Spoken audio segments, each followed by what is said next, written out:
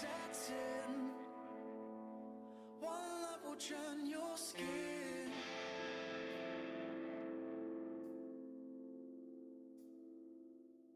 The love is right. Let them have their time.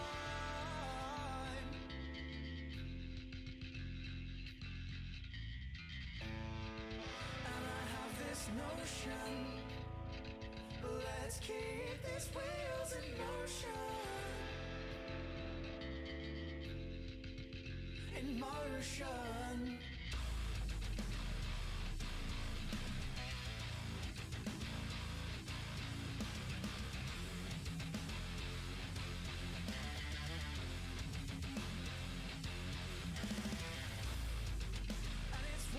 For what I did not know. Did you think I would let it go? Oh no.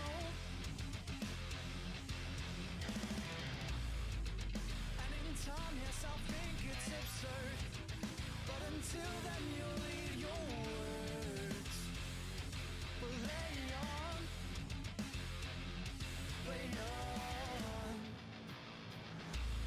Now it's time to defend your lies, the lies you've been feeding me all this time.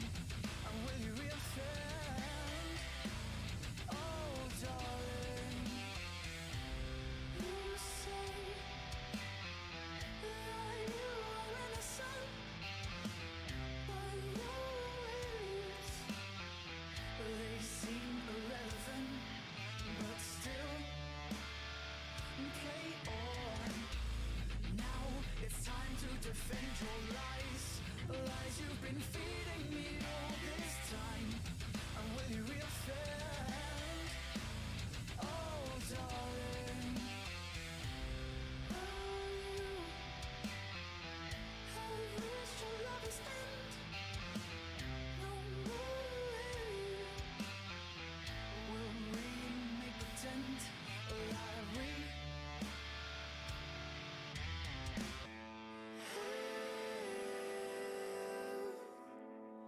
something to fight for. Oh.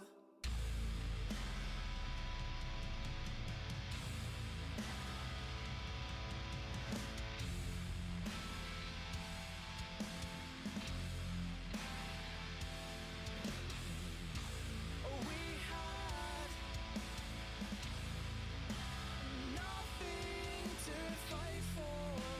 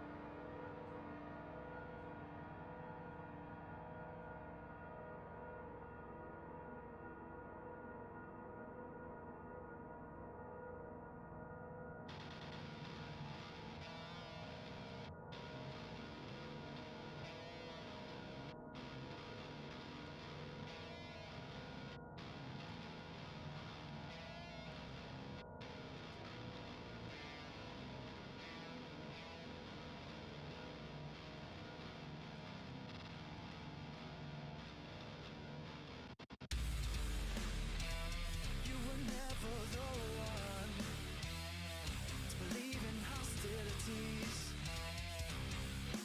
but you still forced the worst upon me. Upon me.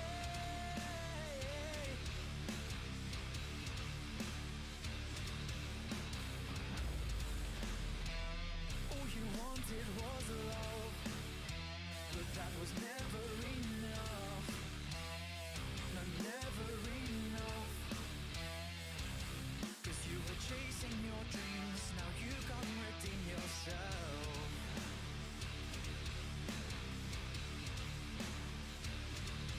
'Cause you were chasing your dreams, now you can't redeem yourself.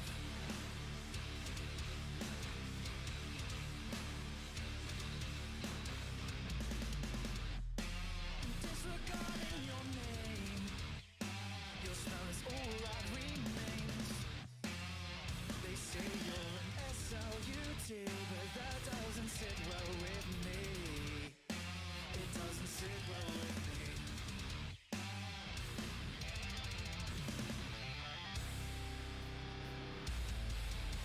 I remembered what you'd say. We're all looking to be alone.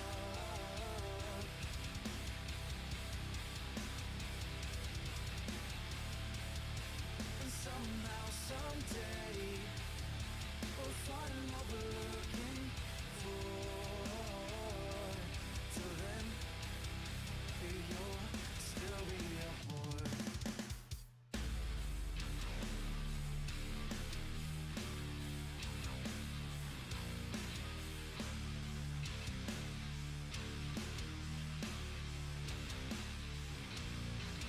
Don't tell me who I have become.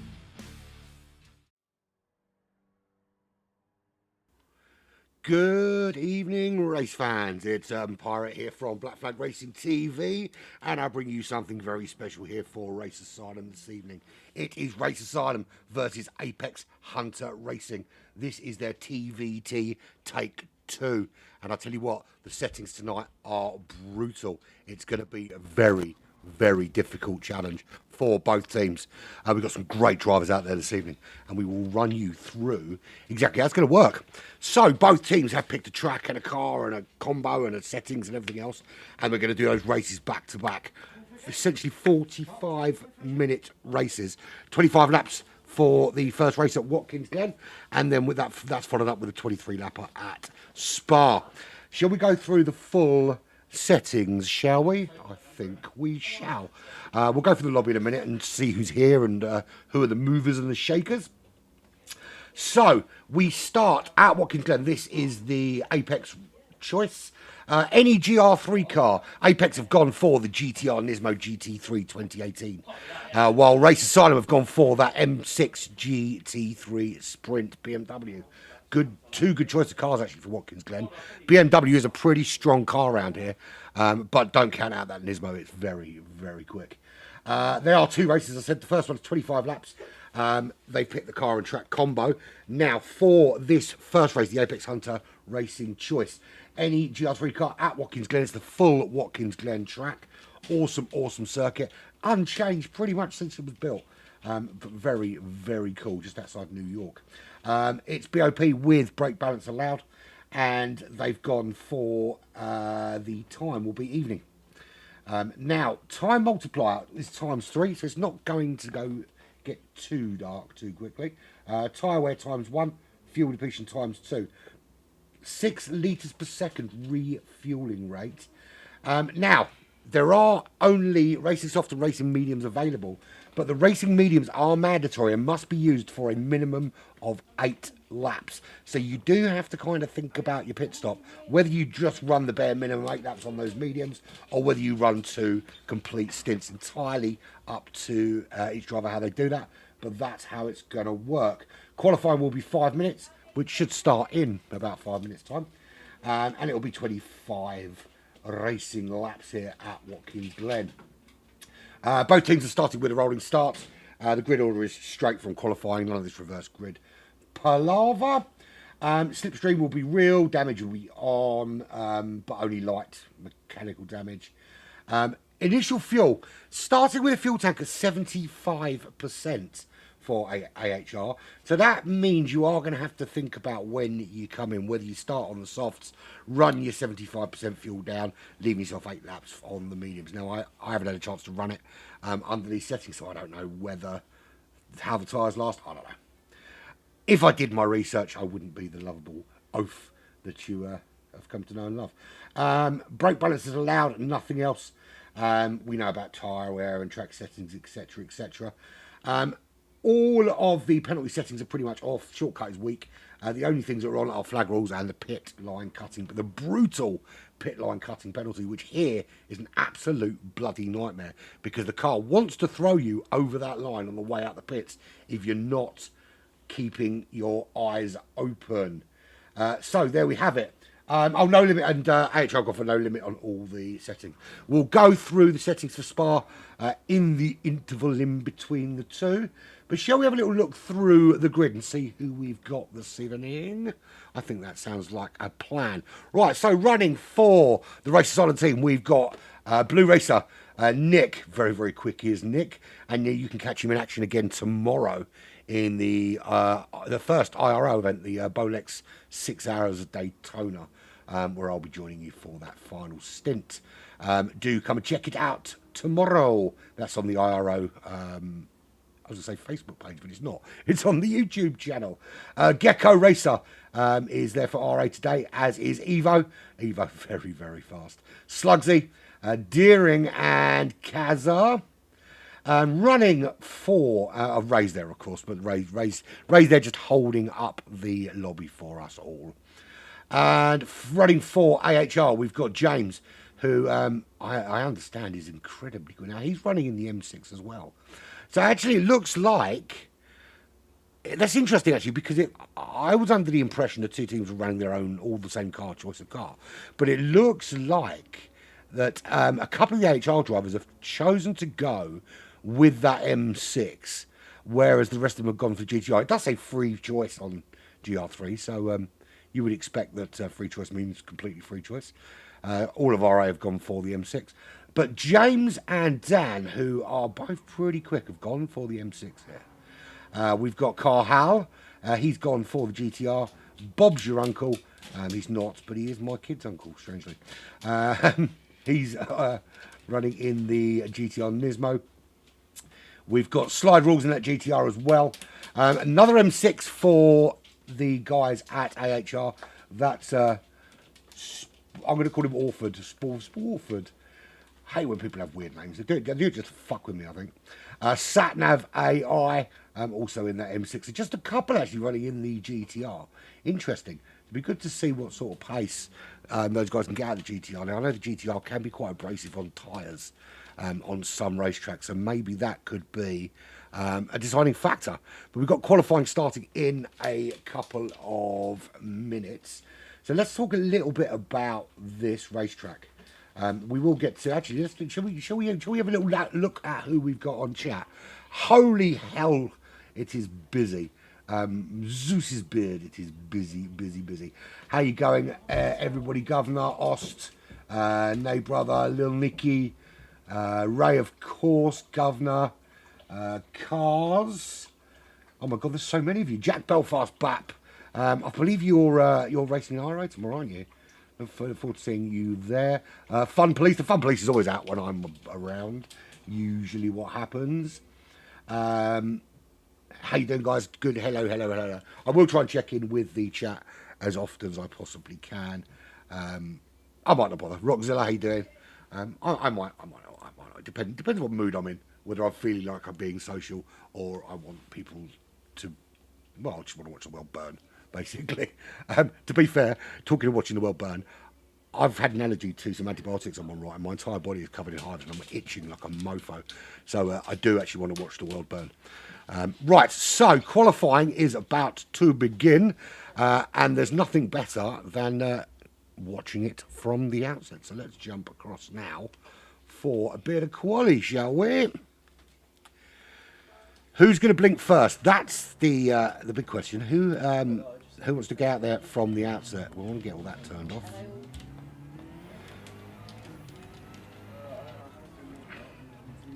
Do apologise for the noise in the background. All my family are getting ready to go to a birthday party, 16th birthday party. I have absolutely no interest in watching a load of 16-year-olds get absolutely shit-faced and puke up on their shoes, in all fairness. But there we go. Right, I want to have a look at these liveries because I know that RA have got some awesome liveries. And this is the offering on that M6. And it is a thing of beauty. I do like the colouring for RA anyway. That kind of... it's not really orange, it's kind of copper and black, isn't it? It's not orange and black, it's copper and black. And it is really cool. I might have to speak to them about maybe chucking in a couple of liveries for us. What I say that our own in-house livery guy, Slipstream, is freaking awesome. Well, no, that's looking pretty darn good. That's, of course, Evo, with the first car out on track. We're doing on board on his first hot lap as well, shall we? Let's do that. We can talk about the racetrack a little bit. That's the BMW for AHR. We're looking at Dan FN. Trying to keep it there. It's got Nürburgring on the side. They're not doing Nürburgring today. I'm not very good with my thumb, you see.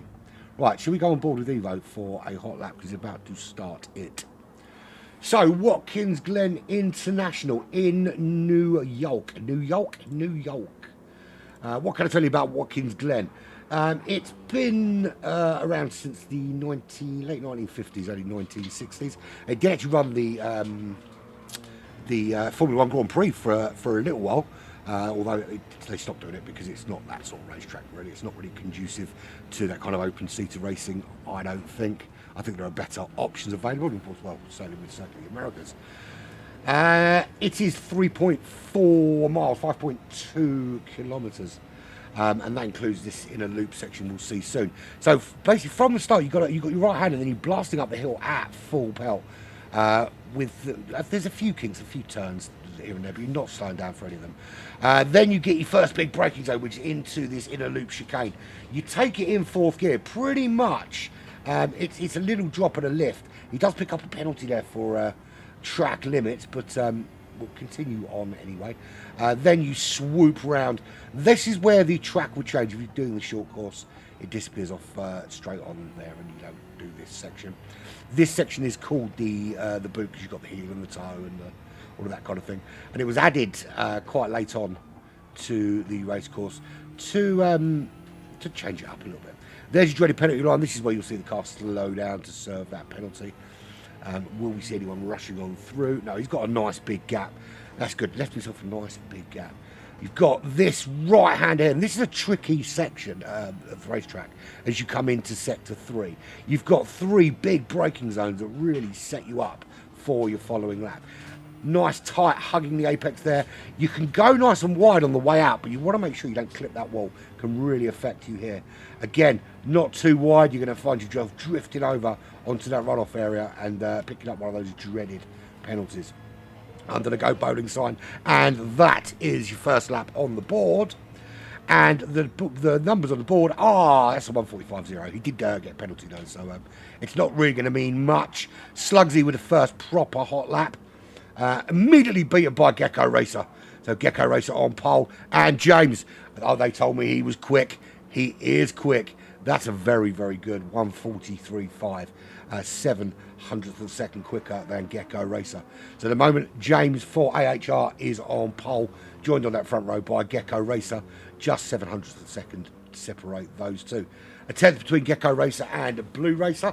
So the front 2 RA in that front 3 with Dan joining Blue on row 2. Row 3 is Slugsy with Deering.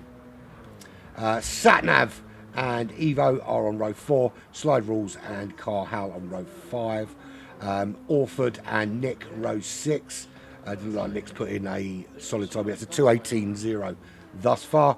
Kaza still needs to set a decent time. He's got a red time from serving a penalty. He's got another penalty as well. And there's not long left to get a hot lap in. It's only 5 minutes qualifying. Bob's your uncle is still on his out lap. That's my nephew saying what? He's a fucking idiot. Because he knows I'm not talking to him. He knows I'm talking to you. But he was dropped on his head a lot as a baby because he's got massive ears. Bob's actually my dad now.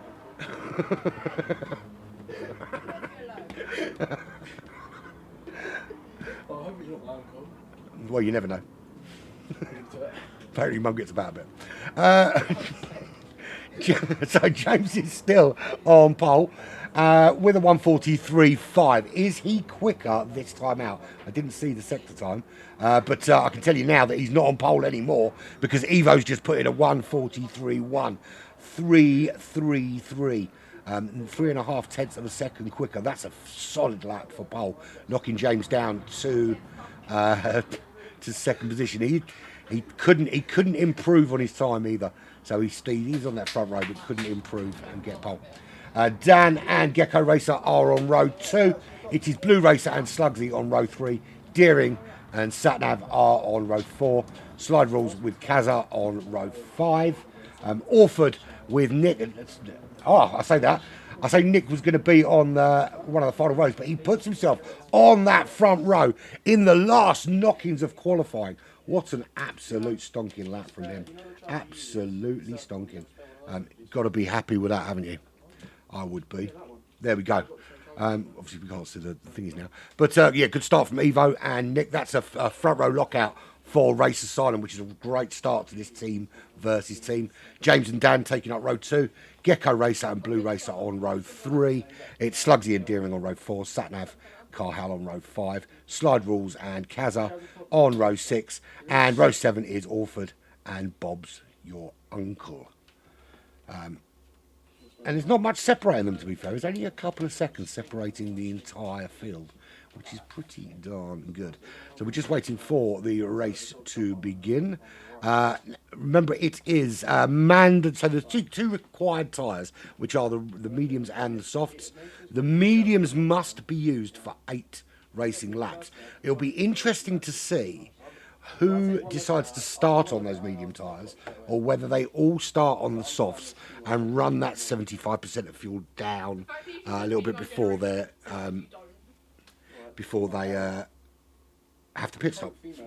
It's really annoying, right, when you're trying to do a broadcast and people are standing right behind you having a conversation, especially when they're leaving the house.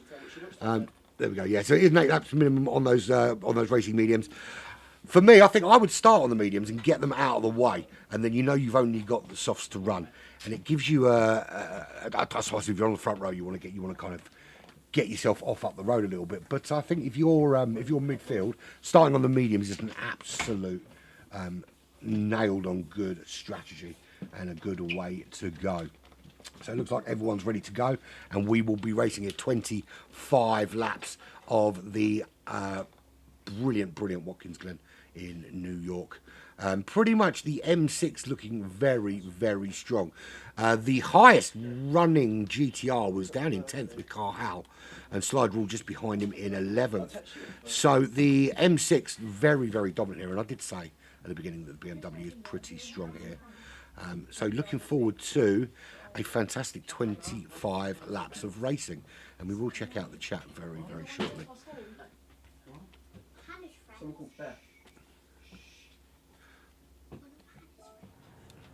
It is a rolling start.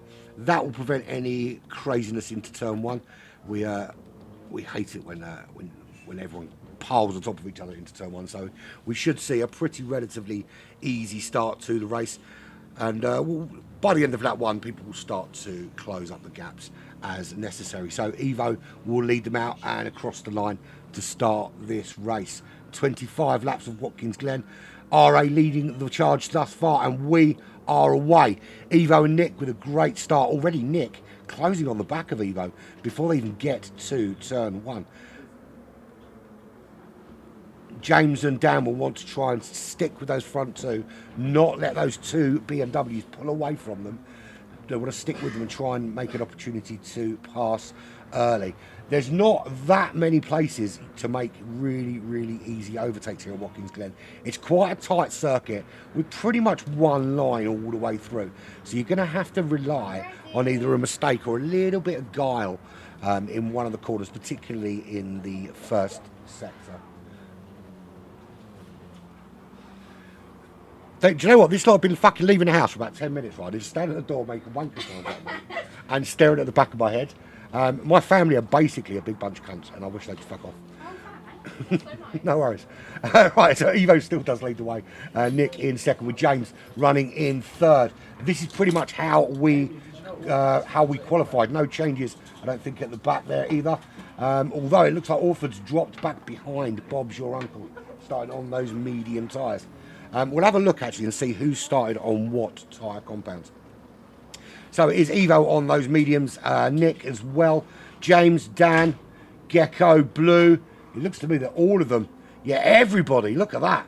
Every single driver has started on those medium tyres. Just goes to show that sometimes I do actually know what I'm talking about, despite the fact that I'm making it up at least 90% of the time. Evo making a little bit of a gap now from his teammate, just 0.7 of a second, and that's allowing James to close on the back of Nick. Nick will want to keep him behind him. I mean, if anything, because it's a team versus team event, you do want to help your teammates out as much as possible. So if Nick can't, and there's a big mistake. Who was that? That was Nick. I was going to say Nick was going to try and hold him up. Can we see what happened to him?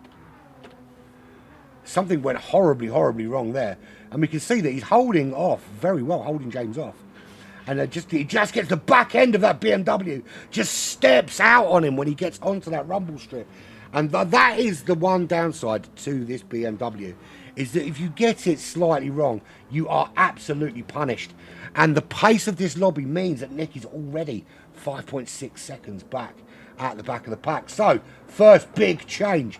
Evo leads the way from James now up into second, Dan up into third. Gecko Racer all over the back of him at the moment, though, all over the back of that M6. The M6 is proving to be the much more dominant car here, and Gecko is looking for a way through. The fuel is 75%. It's going to deplete relatively quickly. Fastest lap at the moment is with Evo, that's 49.6, which on those medium tyres is not too shabby at all. And this is where we saw Nick come a cropper last time. You've just got to be so careful on these curbs. The back end of that BMW loves to step out at the best of times. But on the curbs here at Watkins Glen, it can be more so. And it looks at the moment like Gecko Racer, who looks to be trying to close on the back of Dan, currently going purple. Is it still going to be purple when he crosses the line? One more corner and we will find out if he can close that gap and put in the fastest lap so far of the race. Across the line he goes. That's a personal best because James does a 1:44.7. Bear in mind that is on the medium compound tyre. What a phenomenal lap from him to try and close down on Evo. Right, shall we catch up with some chat business because I'm well behind on talking to you guys.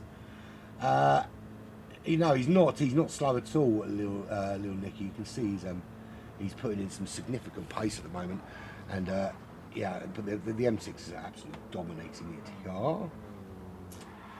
it. Damage is on low, or the repairable kind, as I like to refer to it.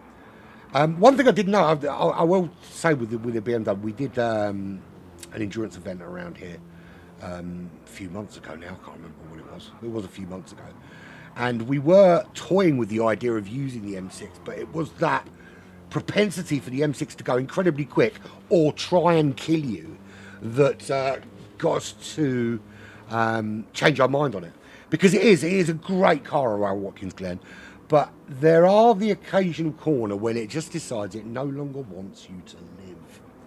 So, interesting choice that a lot of people have gone for it. Clearly they feel that they can tame that beast. Now, James is looking very, very racy at the moment. Evo is still keeping him at bay. Let's have a look. How's Nick getting on? Has he closed that gap? Good evening, Jazz. You're not that late. We're only on lap 3. Do give that like button an absolute smash. Share it everywhere. And then when you finish, jump over to Black Flag Racing TV and like all the shizzle on there as well.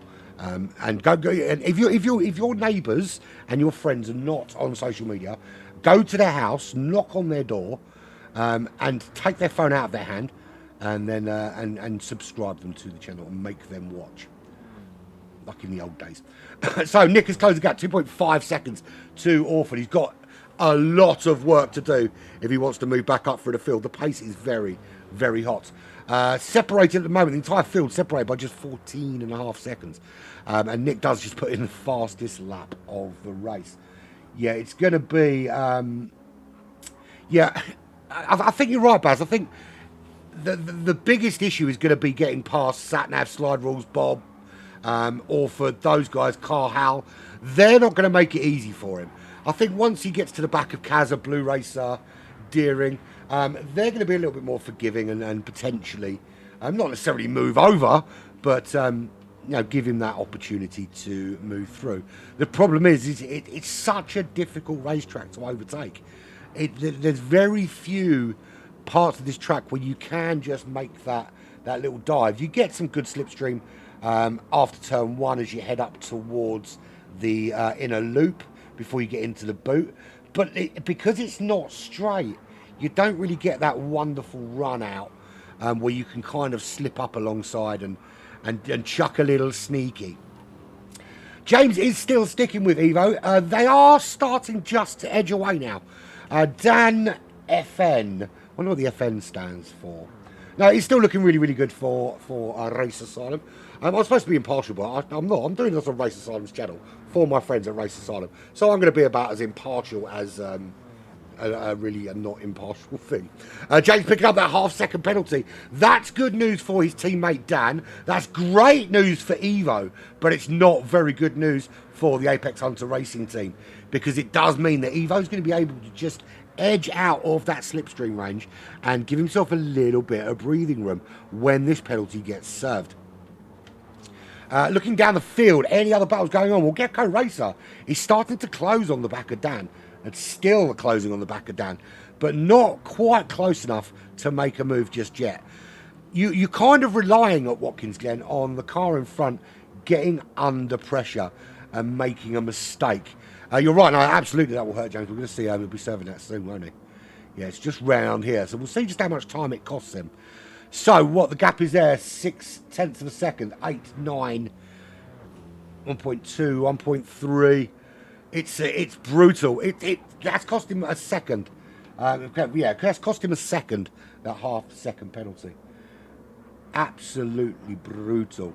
But yes, consistency. I do talk about it a lot because I think pace is one thing. Pace is really, really important when you're racing. Of course it is. But I think consistency can be more important. And I'll tell you for what. Because, there are so many guys out there that are super, super, super quick and can chuck in absolutely blistering one lap times. But they'll do it for 3 or 4 laps and then they'll crash the car and then they'll come charging through the field again. The problem with that, of course, is that if you've got somebody who is slightly slower but not crashing, they're going to beat you 9 times out of 10 because they're staying on the road, they're not damaging their car, they're not picking up penalties, they're picking their lines, they're going around in that consistency. No, absolutely. And I felt, because look, any of you guys that have raced with me know that I am super crazy slow. I'm essentially I'm like a pace car, except I have no pace. I'm like a not pace car. And I generally, I'm lucky enough that at Black Flag I race with some really, really great drivers. But I generally float around at the back when we're all racing together, if I race at all. But what I've found is that the guys that are kind of in and around me that have got that faster one lap pace, that I've found that I can, by being consistent, nick a place or two. And look, I'm never going to be super duper quick. I'm never going to be chucking in A+ lap times. But instead of trying to go faster, which is where I've been making a mistake, what I've tried to do now is not crash. And I found that by not crashing and not making mistakes, that I'm actually gaining more positions that way. So consistency absolutely makes a massive difference. And I think that's the beauty of having, you've got qualifying and you've got a race. In qualifying, absolutely one lap pace matters. But in the race, you've got to be able to manage the pace to an extent, not go your fastest every time, not try and eke out those extra few tenths every single corner, but find a consistent rhythm which you can replicate lap after lap after lap. We can see at the moment Evo is doing very much that. 44-2, 44-2, 44-2. That's the kind of rhythm you want to kind of find. Hello, Huli, or Hulo. Let it not be said that I am not a child. 144.2 for James, so he has matched Evo's pace. There or thereabouts, of course. Dan, 44.7s. Again, very consistent in those 44.7s. Has put a 44.4 on the board, but sticking with that kind of consistent pace. About half a second slower than the front runners at the moment. Why am I using... I've got a keyboard in front of me, and I'm using my bloody control to scroll through the drivers. And the amount I moaned about not having keyboard controls when GT7 came out as well. Gecko Racer. He is... he was in the 44.5s, dropped out to those 44.8s. It's going to be difficult running around behind Dan for so long. He's 1.2 seconds behind, so he's lost a little bit of time to the AHR guy ahead of him. Still looking good for Race Asylum, though, of course. First and fourth, and fifth, and sixth, and seventh, and eighth. There's Slugsy. He's got Gecko Racer 3 seconds up the road. He's got Deering for some company, though. The Irish eyes are smiling as Deering follows his teammate Slugsy around the track. What is the significance with RA and ERA, guys? I don't know. Can one of you fill me in? Is it like Elite Race Asylum? Or something along those lines? Nick, let's have a look at Nick, shall we? James. So he's done his 8 laps and in he goes. Are we going to see a load of them diving in now, or just James? So Nick he's navigated his way past Satnav, who's had, looks like he's had a little problem, Satnav. 49.1 on that last lap. Orford with a 47.8, 46.6. James now down there, he's behind Nick again.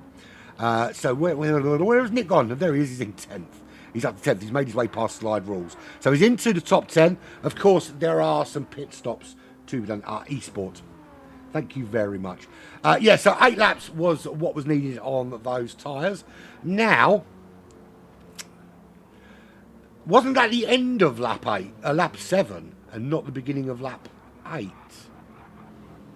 That was 7. You're absolutely right, Ray. I'm looking at the thing, it says lap 8. So I had a little thing I was going to put up going pit window open, but no, he's now, unless he's planning on running mediums later in the race, which would be the sort of thing you do if you often lick windows and smash your own forehead off of a wall for no apparent reason.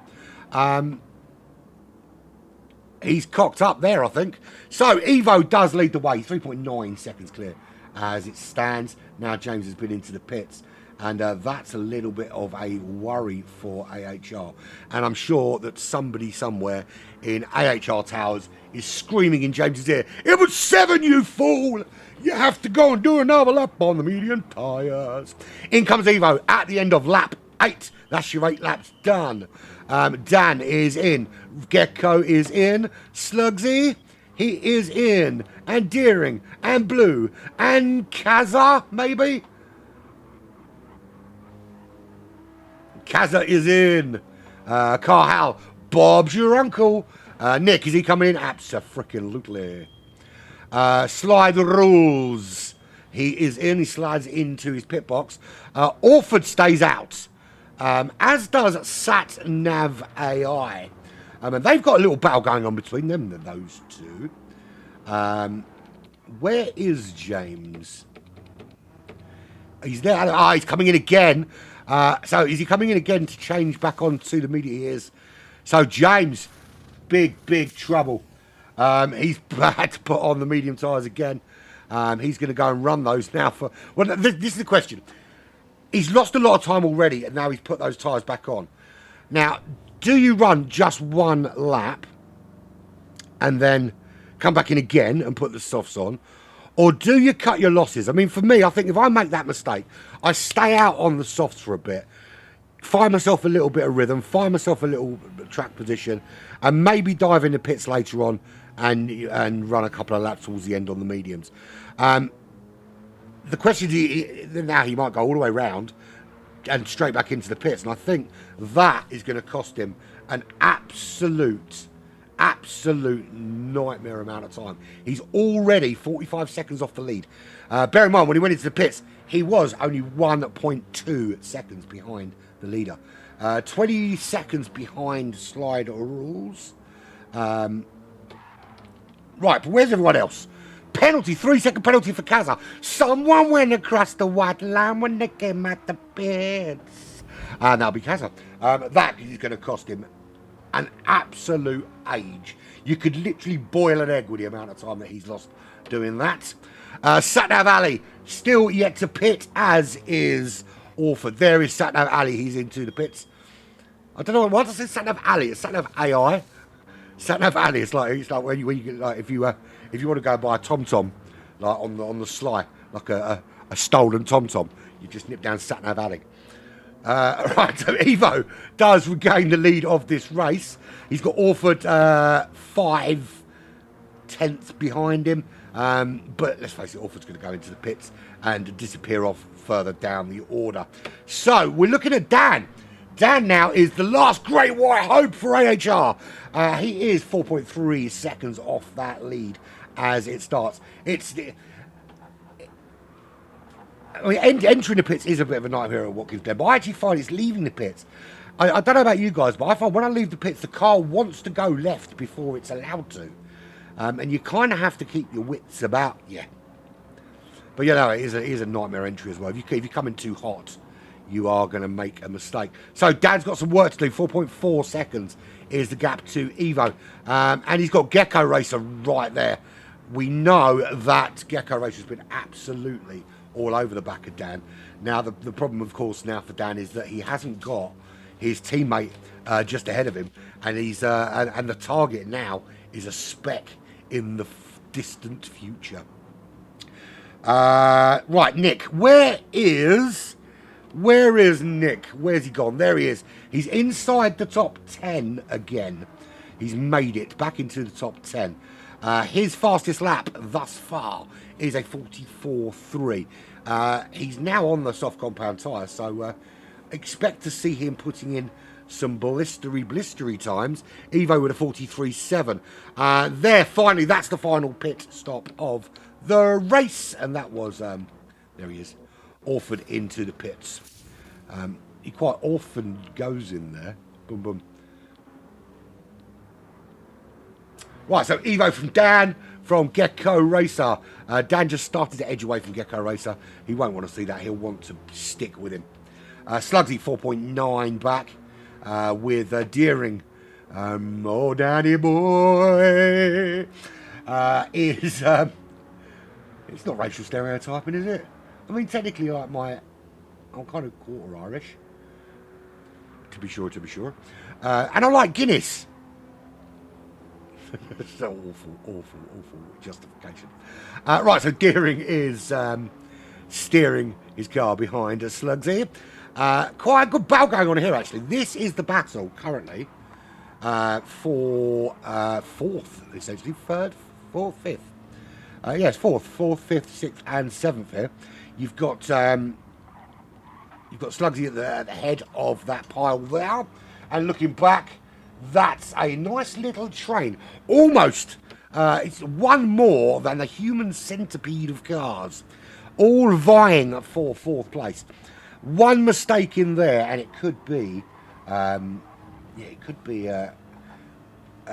disaster for whoever makes the mistake. Now, at the moment, Carl Hal is surrounded by RA, like the last good-looking girl outside a nightclub full of dudes. Kind of stranded there, surrounded by the lechy blokes of RA. Sorry, guys, I didn't mean to refer to you as lechy blokes that are preying on drunk women outside nightclubs.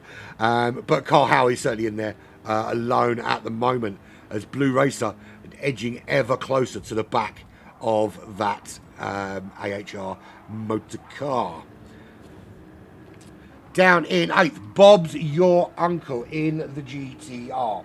Looking back over his shoulder, that is Nick, now up to 9th place. So, and he's got a penalty. He's got a 1 second penalty. It's not going all his way today. He's putting in fastest laps, 1:43.3. But he's not having the greatest of races thus far. Of course, we've still got one more race to go. That'll be at Spa. And I'm sure in those GR2 2016 cars, we've got a very, very different race up our sleeves. Or our sleeves, up their sleeves for that. So Nick's got this 1 second penalty to serve. That's going to hamper his charge after Bob's Your Uncle. So he's going to have to wait a few more laps before he's going to be able to close up on him. That will, of course, allow Kazza to close that 2.9 second gap. I only have dad jokes, Governor, because I am a dad and I don't have any other jokes. Well, no, to be fair, I have dad jokes and I have jokes that would absolutely get me cancelled. Yeah, I have told such jokes before on YouTube, and yeah, I should. They're the sort of things you keep to your family barbecue and your personal WhatsApp groups. Those kind of jokes, not to the public. Very, very dark. Some of the stuff in my head, I can tell you that for nothing. Right, slide rules. Well, he doesn't rule. He's all right. I'm joking. 1.6 seconds. The gap to Kazza. Then we've got a bit of a gap. It's Satnav AI. No, you're not getting a cancel joke. Absolutely not. Getting a cancel joke. It's not happening. Absolutely not happening. I've just come off another Facebook ban. I don't want a YouTube ban. To be fair, I'll come off of it. It wasn't a Facebook ban. I wasn't allowed to post for 24 hours. Which is quite good for me because I've actually gone... funnily enough, actually, talking of bans, I've gone 18 months without a lengthy social media ban. I regularly, over the course of 2021, I was banned for 30 days 7 times. 2020 and 2021, I was banned for 30 days 7 times over that period. It was quite interesting. But I'm being a much better boy now and behaving myself and not saying things that sometimes need to be said. Righty-ho. James is way down the order. He's back on those racing soft tyres. As we can see. Did I just turn it off? Just turn it back on. He's on those racing soft tyres. He's got a lot of work to do. Just to catch up to his teammates, Spot 1993 Orford, and Satnav AI, or Satnav Ali, if you want to buy a cheap TomTom. Oh, no, I'm not being boring. I'm being cautious.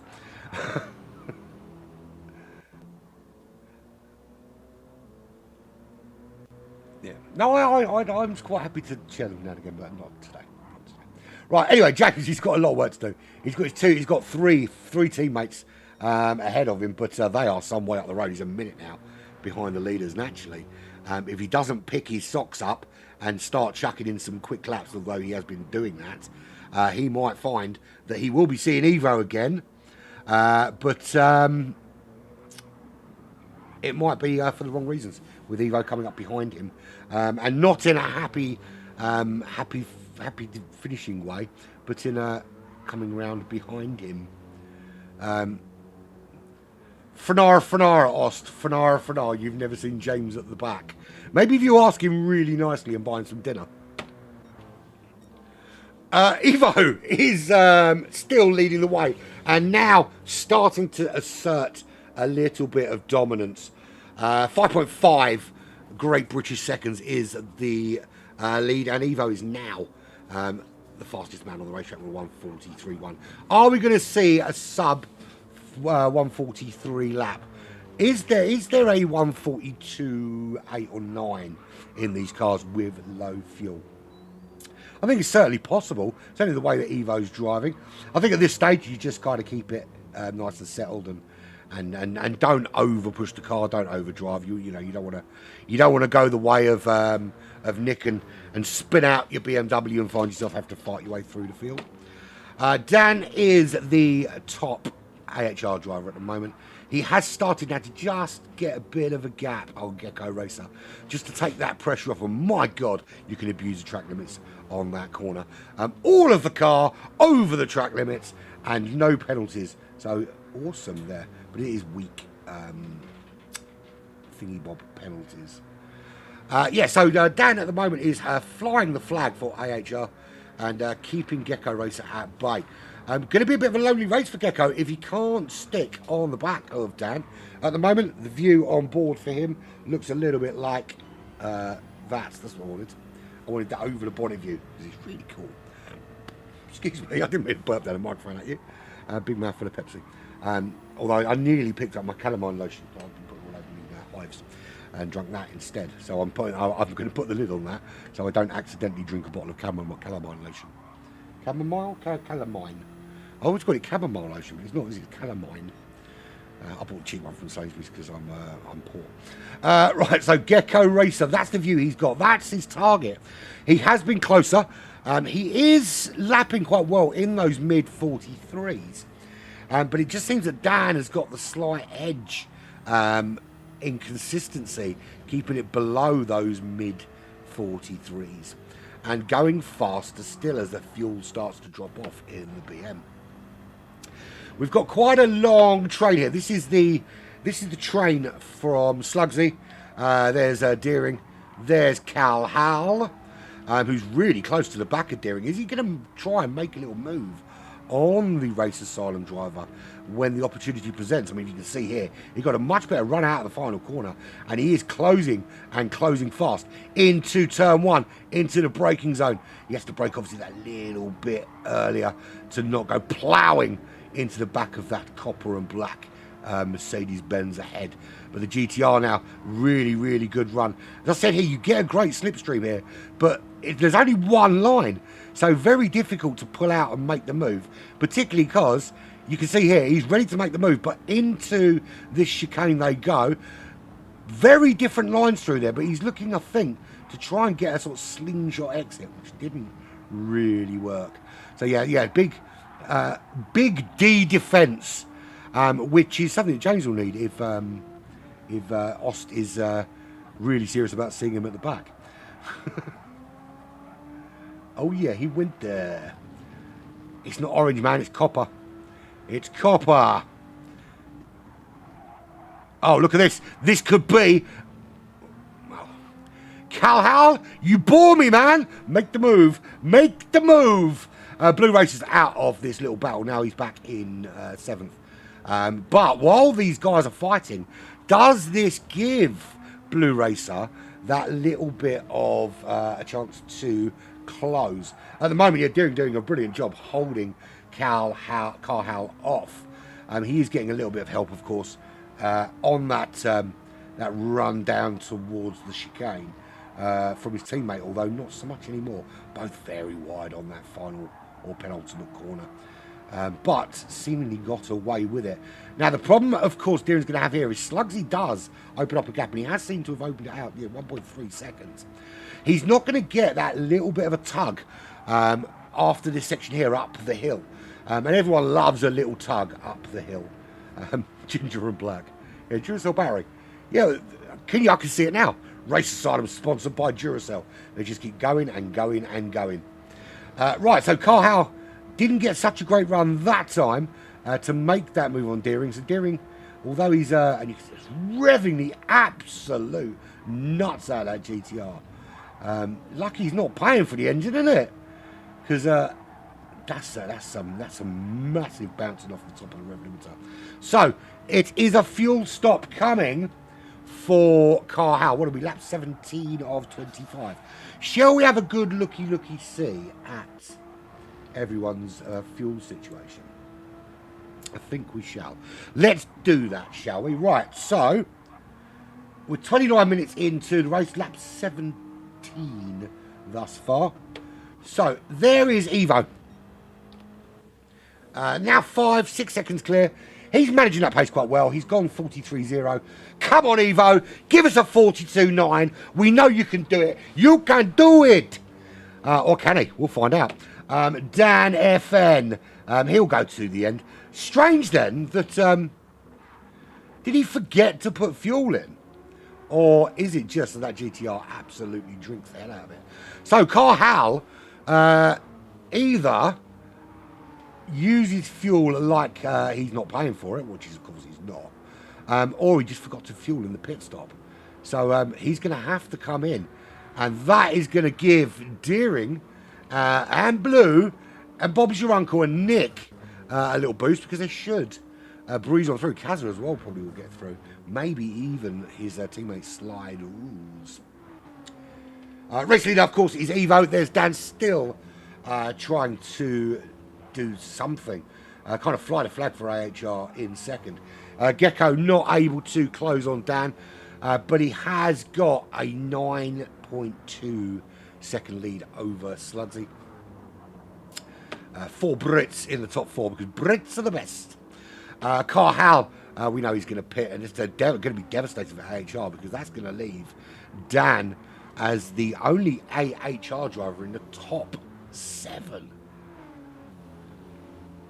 So a bit of a devastating, but bear in mind they've got 7 drivers each in this lobby.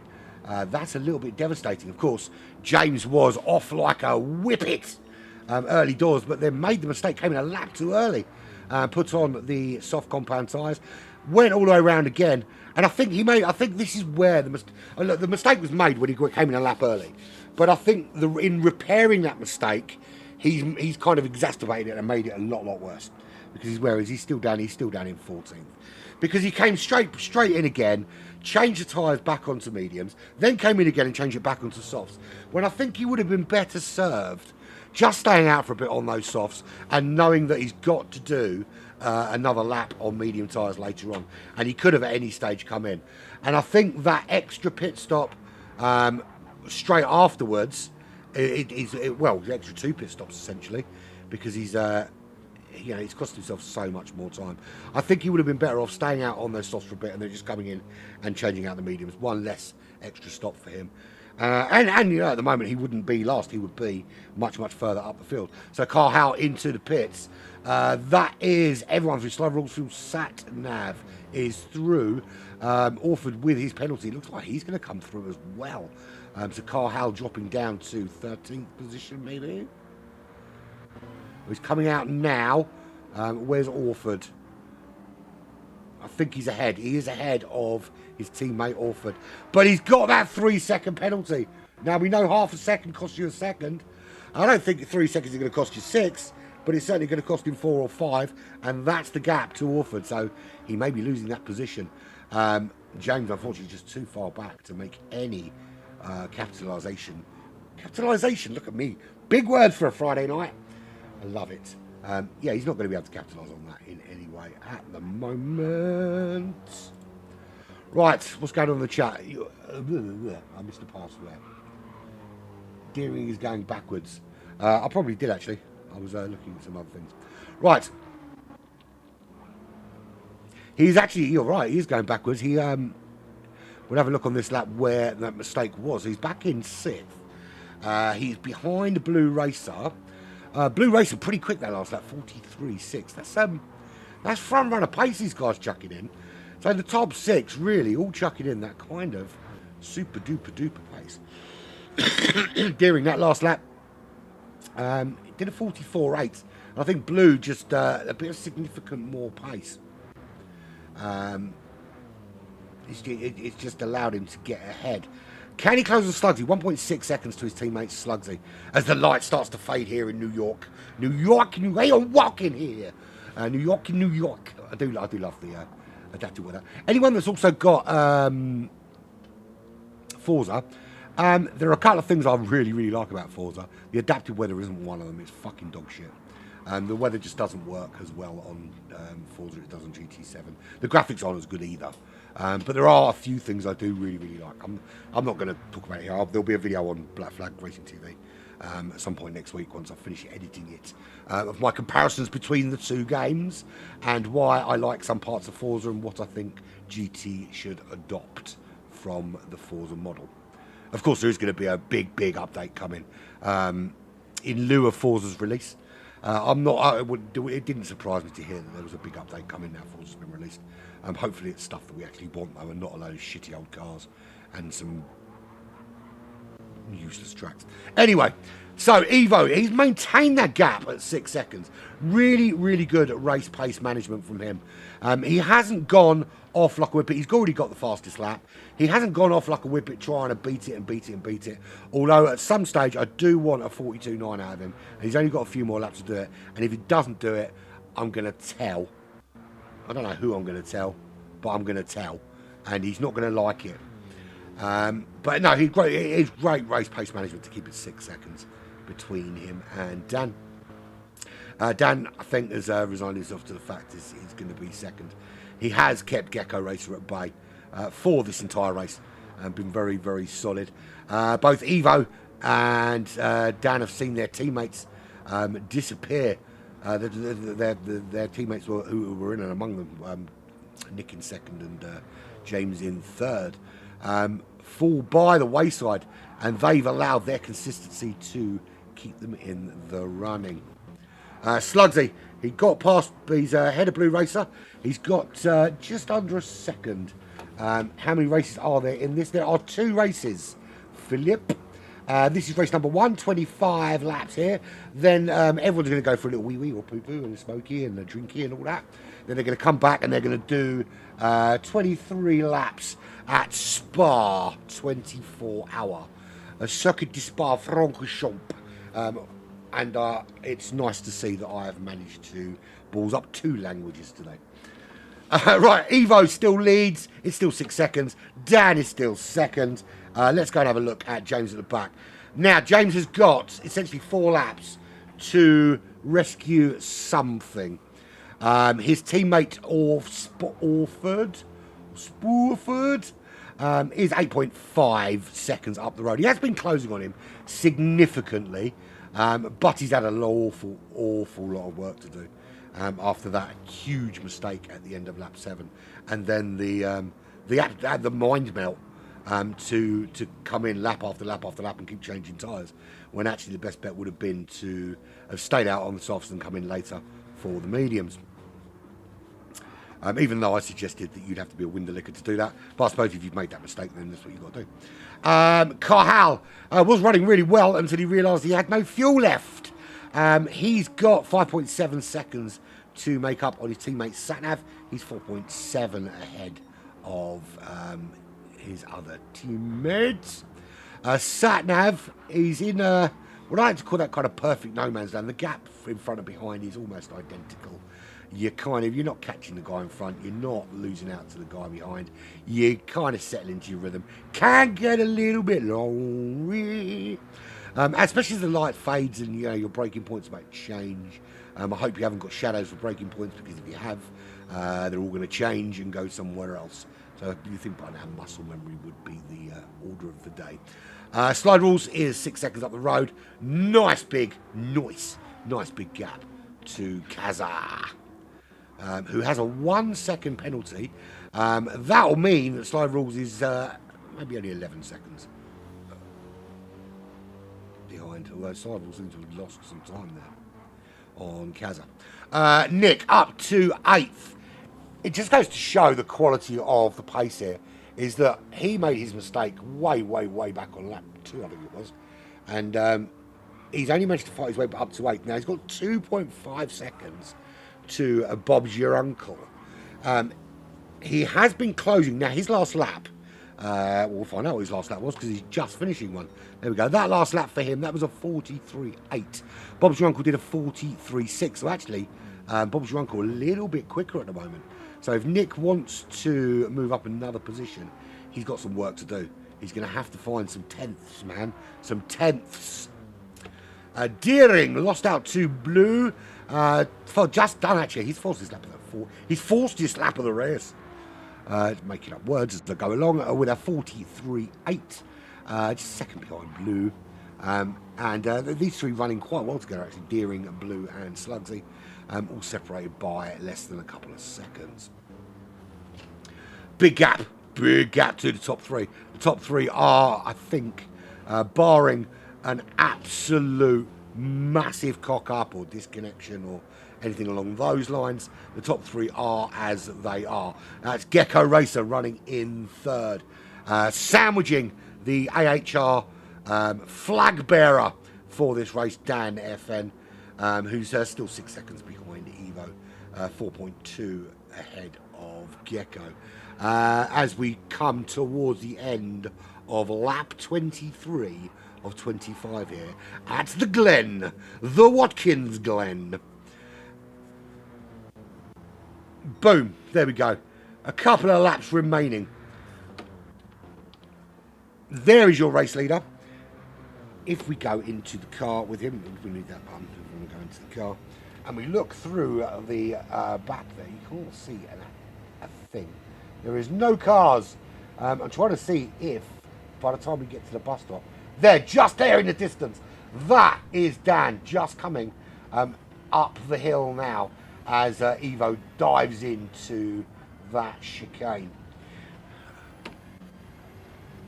I don't know why they call it a bus stop chicane, because I thought the bus stop chicane was the one at the Spa, but I think it's becoming a standard word for any chicane, isn't it now, the bus stop?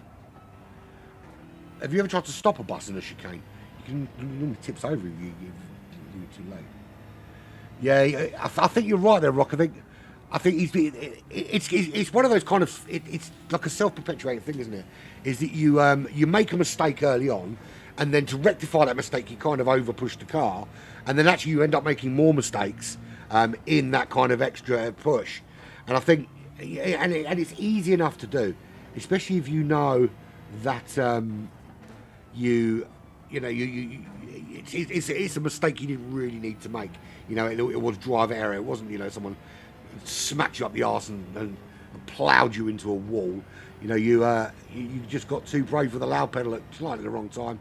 The car stepped out from underneath you, and you've given yourself too much work to do. And yeah, so it's that kind of drive angry scenario, isn't it?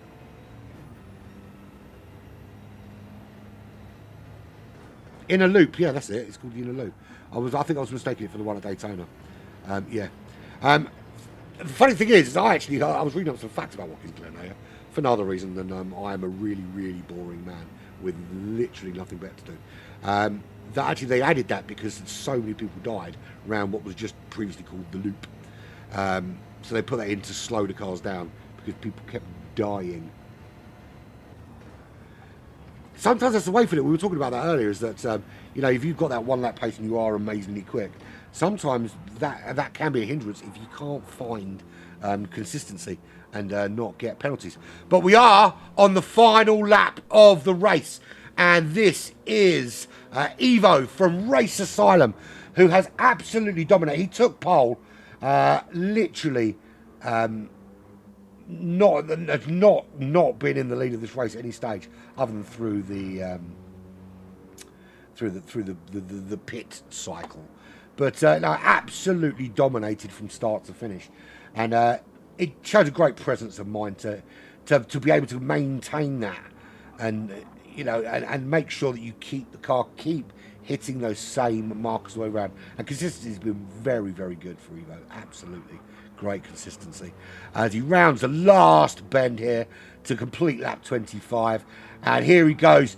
Evo brings it home for Race Asylum. Boom Shankar. That's first blood to the Race Asylum team. Good showing there for AHR from Dan. Apex Hunter Racing's last great hope across the line. Gecko Racer brings home a massive gaggle of Race Asylum drivers. That's him. Here comes Slugsy. Not going like a Slugsy at all. He's moving quite quickly. Blue Racer just behind him. Here he comes across the line. There's Deering. Bob's your uncle. Closely followed by Nick. Nick can really close that gap right at the end there. Down to half a second. 9 seconds back. Here comes Kaza across the line. And then we've got a bit of a gap here. Slide rules. Comes round that final corner in that GTR. He will be 10th place. Who's the daddy? I'm the daddy. I don't know why I'm slapping my hands like that. That was a bit weird. Satnav AI. Or Satnav Owl. I don't know which one it is. Home in 11th. There is Carhal in 12th. Sporford is 13th, or will be when he comes round this final bend in the BMW. James did close that gap, 3.3 seconds he closed in the end there. But it all went horribly, horribly wrong very, very early. Yeah, listen, we've already seen what pace he's got. We never did see that one for 42.9 from anyone. So screw you, mofos. There we have it. That's the first race done. That was good, wasn't it? Did you like it? I liked it. I liked it a lot. I've lost my control. There it is. Turn that off. We don't need that anymore.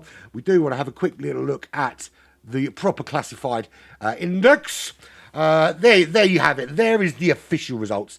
Evo with a 1:43.0 fastest lap as well from Dan FN. Gecko Racer from Slugsy. Talking of Slugsy, I used to have a Racings now. And to make it more streamlined, I took its shell off. It turned out it just made it more sluggish. Blue Racer in 5th. Deering in 6th. Bob's Your Uncle was 7th. Nick recovered somewhat to 8th position. Kazza and Slide Rule rounded out that top 10 at 9th and 10th place. Satnav and Carhal in 11th and 12th. And Sporford and James, or James, finishing in 13th and 14th, respectively. There we go. Short toilet break for all. And we will return. I am going to grab another drink because I've drunk all my drink. I'll be back very, very shortly. Talk amongst yourselves, folks.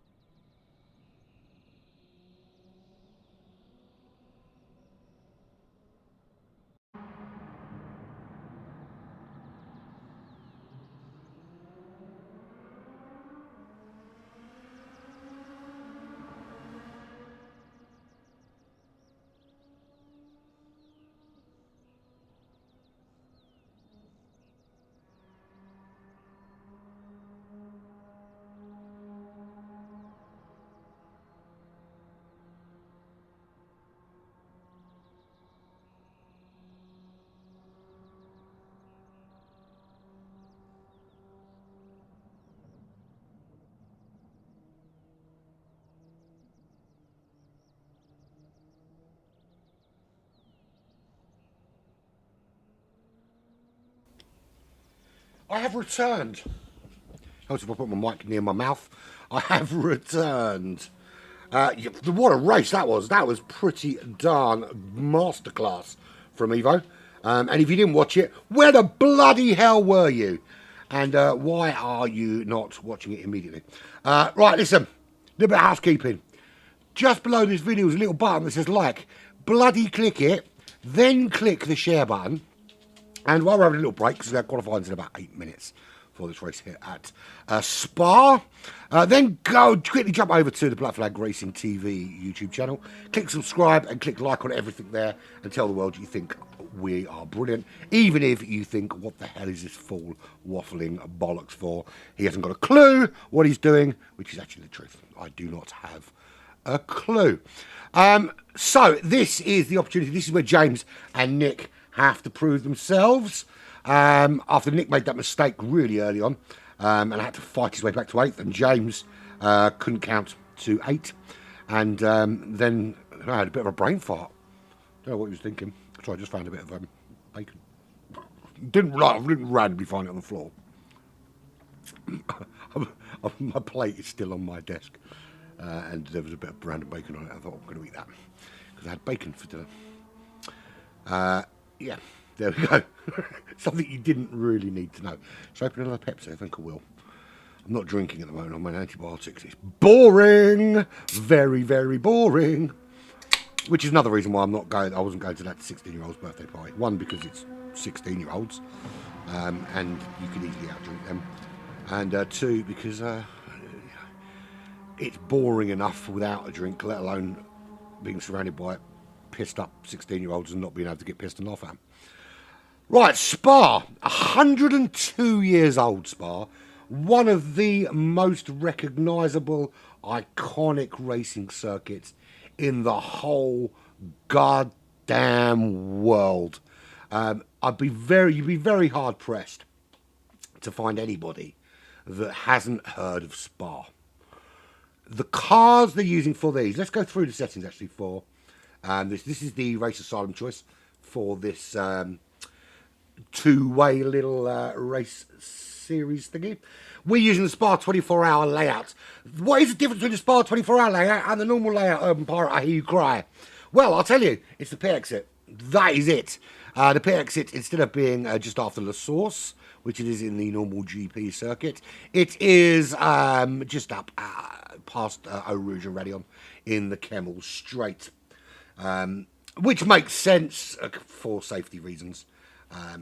When you're coming out of the pits on cold tyres, you don't want to try to be getting through Eau Rouge and Radion on cold tyres, because the whole idea is you want to go through there as quickly as possible and use your downforce to get you through there flat out. We're going to do 23 laps in any 2016 GR2 car. Balance of power, balance of performance, or whatever it is with brake balance, will be allowed. And we will be racing with at early dawn, so it will be dark and it'll get light, because that's what happens. Time 18 on the time multiplier, so it's going to absolutely whiz through the day very, very quickly. Times 6 on tyre wear, times 4 on time fuel depletion, so expect to see 2 or 3 stops in this 23 lap race. They're going to burn through those tyres here around this beautiful racetrack. 10 litres per second refill rate, so nice and quick. Get that fuel in. All tyres are available. Mandatory, though, are Racing Soft and mediums. They have to use both compounds at some stage. There is no specification on how long they have to be used for, so luckily James doesn't have to count this time. And there we go. That's pretty much all you need to know. It'll be cloudy 03, so it won't be nice and bright and sunny and soft and sticky. It will be a little bit cloudy. The grip reduction reel, etc., brake balance allowed, and the usual default. No, fuel, actually, the fuel will be different. They start with a full tank of fuel, probably just as well, because at times 4 they're going to be pritting. They're going to be pritting relatively early. I would have thought. Now, in terms of qualifying, it's 10 minutes allowed for qualifying here, so a little bit more time to set your hot lap. These GR2 cars very, very quick. Downforce very, very good in them as well. Be good to see I think for the most part we're going to see the GT Nismos, which for me is probably the best car. Although it looks like we've got quite a few of the NSX out there.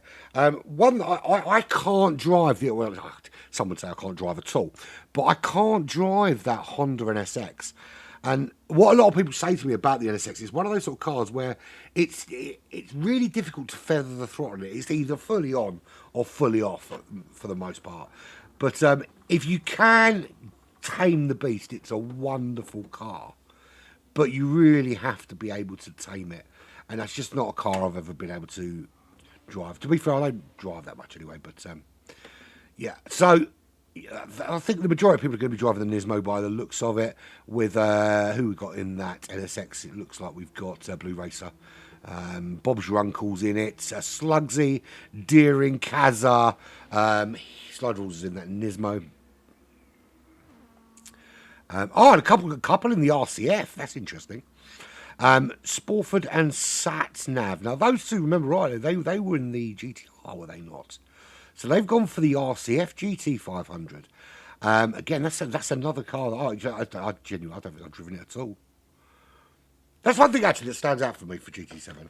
I've got 600 cars, and I can honestly tell you I've driven 10% of them, if that. Tops. I am trying to get, like, just, you know, when I buy a car now, I'm trying to make a point of whipping some laps out in it, just for the sake of whipping some laps out. We're about a minute from qualifying. It'll be 10 minutes of that glorious qualifying. Now, will Evo make it 2 from 2? That'll be interesting if he can do that. We know that Nick and James have got something to prove. They're not going to want to allow Evo to get 2 from 2. And they've certainly got something to prove after the shenanigans of Watkins Glen. But we know there's some other quick drivers out there. We know that you've got, I forgot his name, Gecko. We know that Gecko Racer was capable of chucking in some great pace. We know that Dan is really, really quick. We know there's some guys out there that can really put in some super hot laps. And it's a very different racetrack, Spa, from Watkins Glen. You've got really good opportunities with the slipstream for overtaking. Lots of overtaking spots. Particularly up the Kemmel Straight, you've got Lecombe. You can make some moves through there. Definitely some moves possible through Pouillon, Stavelot, and then, of course, Blanchimont. And then, if the smart money, of course, is on that bus stop chicane. So, shall we have a look at some qualifying? I think we shall. Hang on, press the wrong button. There we go. Look at that. Race 2 and all that. I did it proper, mummy.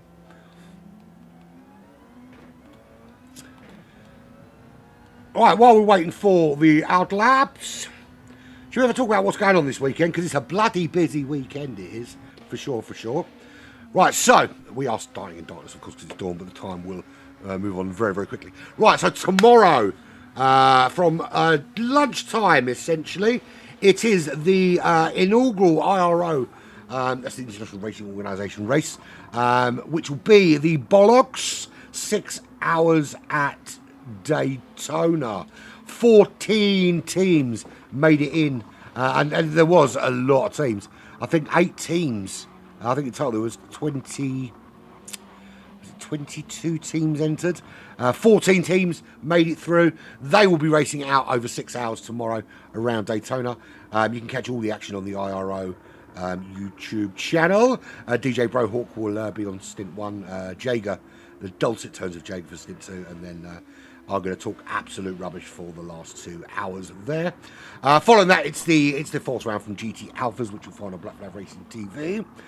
And then Sunday evening, it's the return of the GT Fusion Gran Turismo World Team Championships, and the big top pro lobby number 1 with the big boys in. That'll be live on Black Flag Racing TV on Sunday evening. From 6 p.m.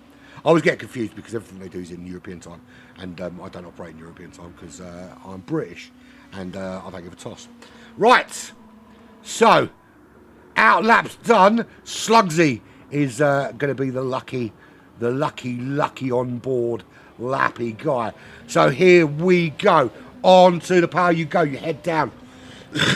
After that bus stop chicane, to that left hand side, into the source, breaking down to first gear, get that rotation before you flick up to second, get on the power, and then flat out you go into Eau Rouge and Radion, sticking to that right hand side, hugging that pit wall before you flick it left, and then let the car drift round right hand side, and then back left again as you head up the Kemmel Straight.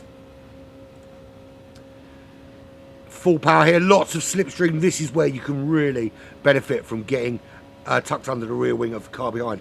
Hard on the brakes into turn 7, 8 and 9 for Lecombe, which is the right, left, right combo before you head down the hill into Bruxelles. And that's a second gear corner that seems to go on forever. This big 180 switchback where you kind of hug that inside line before you can get on the power into turn 11, which is a little flick, little lift, little flick to the left hand side. Then you're heading down again, back on the power, up 4th, 5th, looking for that 50 metre board. That's where you get on the on the downshifter and just drag your car around turn 12 Puyon, heading down to Campus, which is 13, 14. And this is a really tricky right-left combo where you just have to be patient, particularly on the power out of turn 14. Down to Stavolo, get on those brakes for turn 15. You've got that wonderful little house you'll just see on the left-hand side. I would love to live in there. As you power through the Courbe Porfrère, which I probably pronounced very wrong, into Blanchimont. Interesting fact, Blanchimont and La Source are the only two corners that still survive from the original first ever connotation of Spa. Every other corner is new. Road to have always been there. And into the bus stop chicane we go, which is turns 19 and turns 20. Be careful with the back end coming out of that chicane before you're on the power, and across the line for a 206.8 for Slugsy. Nick puts himself on Polo with a 206.3. Good solid times already. So Evo demonstrating he's still got the pace here at Spa. He with a 206.7, just 0.3 of a second slower than Nick. That's the front row lockout from RA at the moment. Front 3 lockout from RA. Front 4 lockout. Front 6 lockout. It's a massive lockout from RA. Can we get RA in all top 7 positions? Where is Gecko Racer? He's currently in 13th, 214.6. He needs, if he wants to make it a top 7 lockout for Race Asylum, he needs to get within 2 minutes. Really, the 206s. 206s will get him into that top 7. Dan is the best of the AHRs with a 207.0. James, yet to set a time, is still on his outlap. Bob's your uncle, 207.9. Slide Rules with a 208.5. Satnav with a 209.7 in that Lexus RCF. Sporford, or Orford, or Spore, with a 212.3.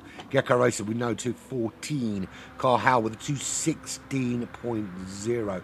So some work for them to do. At the moment, though, 206.3. That's the fastest lap. That was set by Rai Nick. R.A. Nick. And if you're wondering, as I was earlier, what the E stands for, it's Esports Race Asylum, which I actually mean it's like they're top bollocks dudes. Yeah, I'm with you on that, Ray. I'm quite sure we'll see James and Dan breaking into that top 7. But it'd be good if Gecko can just get there, just for the time being, and we can have like a brief RA lockout for the top 7 spots early doors. Bob too, you reckon? I don't know a lot about these Apex Hunter racing guys. I do know that someone's just gone into the pits though. That's Nick into the pits to get some fresh rubber. As does Evo. Kaz is staying out, is he? No, he's getting some fresh rubber as well.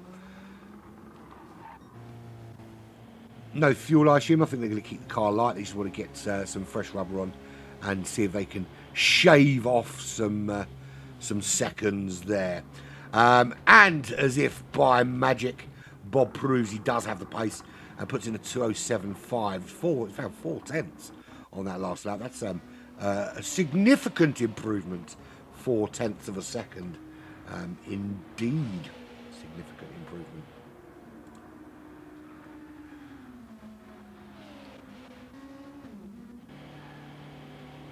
So Nick back out, Evo's out, Kazza will be coming out shortly.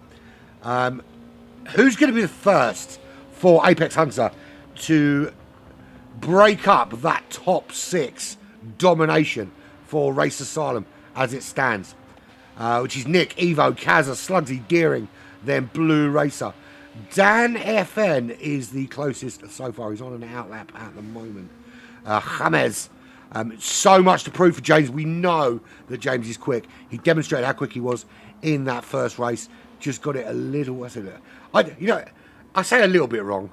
That was a monumental cock up of epic proportions, and not just the first, not just miscounting by a lap, but to then keep coming in afterwards, kind of threw it a little bit. But it is what it is, and yeah. We move swiftly on. And it's funny, actually, because I've just been reminded now. Obviously, I've known the guys at Race Asylum for a while. And the first time I ever came across Race Asylum was when I was with, when I first started out on Grand Tours. I was with another group who I will not name, run by an absolute big, massive tit. Long story short, he pissed a load of people off and we all started Black Flag and whatever. But it was a team versus team event. And the reason I'm reminded of it is that we lost a member of our racing community last week. Went by the name of Happy Hammer. Some of you may have raced with him. He also went by another name, Speed Racer or something like that. But Steve was with us for some time. And I know he raced with the Medway Racing League guys, which I know a lot of URA guys know. And Happy Hammer that day actually won the race for the team we were with. And it just kind of reminded me that you look after your mental health, lads, right? Yeah. It's down there. You see on the banner there, there's that little top hat on the brain. That's the Proper Blokes Club. It was a charity started by a friend of mine during lockdown. And it's basically, there's walks all over London where lads can just get together, have a little wander around their little part of London and just talk about anything that matters. Just, take the edge off. So yeah, look, if you're struggling, have a little chat, have a little natter with your mates. People do care, people do listen. Anyway, that's the sad bit out of the way. Nick is still on pole. 206.3 for him still. Evo is still locking out that front row. And James, as we called it, has broken up the RA party. Put himself on row 2 with that 206.7. Pushing Kazza down to 4th place. That's Kazza still there. And Kazza, I'm sorry, my friend, you can't park that there, son. You can't park that there. Yeah, you're facing the wrong direction, mate. Slugsy, that's not good. I don't think Kazza's going to get another opportunity for this final lap. So, if you're going quick now, then keep going. If you're already down, I'd probably bail out at this stage because you've got a lot to do. Slugsy is up. Slugsy could be pushing themselves up onto the second row. Possibly if they can find a bit more time, up onto that front row.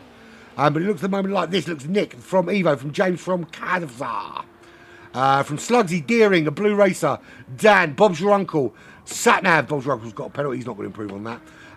Carhal, Slide Rules, Orford, and a Gecko Racer could not find that time. He's on a hot lap now, though. Is he going to slip in to that top 4, top 5? Nice and early doors. That was Slugsy, didn't improve, puts himself 5th. Who has finished? Nick is on. Is he on a hot lap or is he done? I think he's done. Nick is done. 206.3 was his fastest lap. James does improve, puts himself on that front row with a 206.6. Blue Racer dropping down to row 2 with a 206.6 also. Evo holds on into 4th. Kazza in 5th. He's back in the pits now after facing in the wrong direction. Slugsy in 6th, Deering in 7th, and Dan in 8th, Bob in 9th, Gecko in 10th. So he does improve, but not enough to put himself into the upper echelons.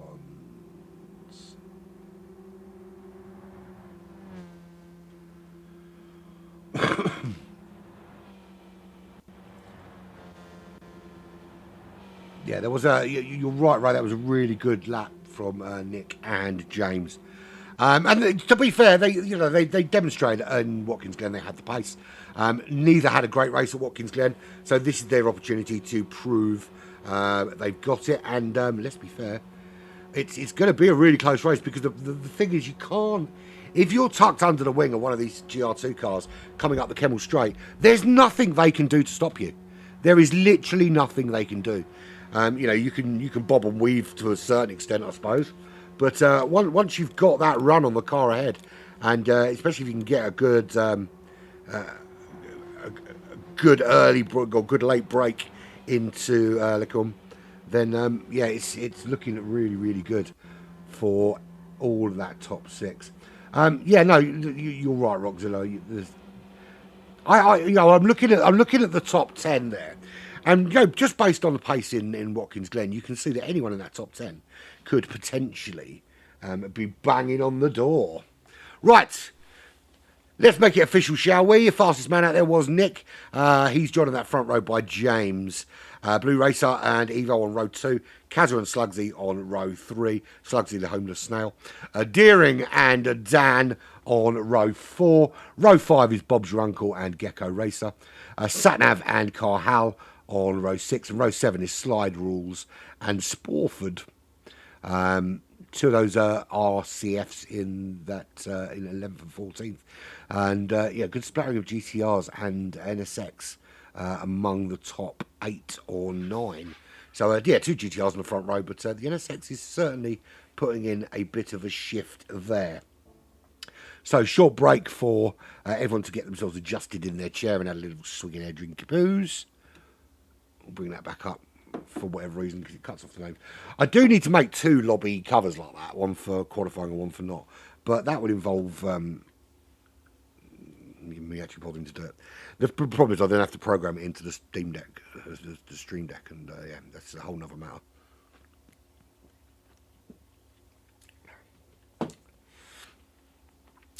Before we start the race, I want to talk about my oldest son, who's an absolute big, massive fucking melt.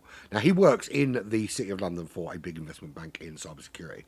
And for 3 weeks, I've been asking him for a particular graphics cable that I want. I'm not going to buy one from Amazon. He literally works in a company with a room full of this stuff, right? I texted him this morning and said, please don't forget, I want it for the weekend.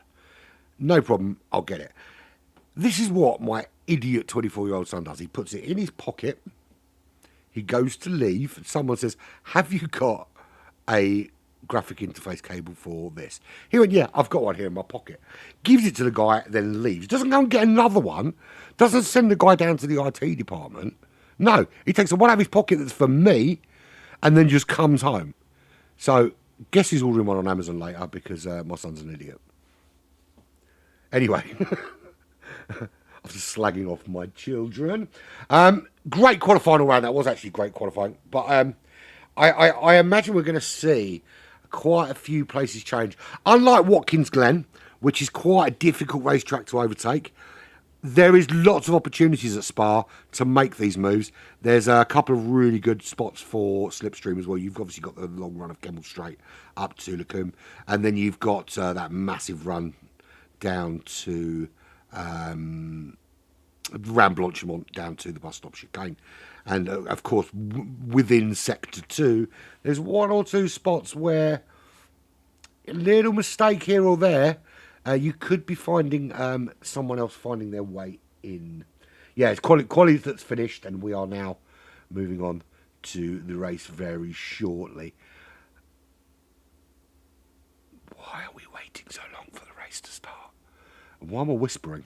Yeah, that's another matter. Have you clicked the like button yet? Have you shared this video? Why not? Do it.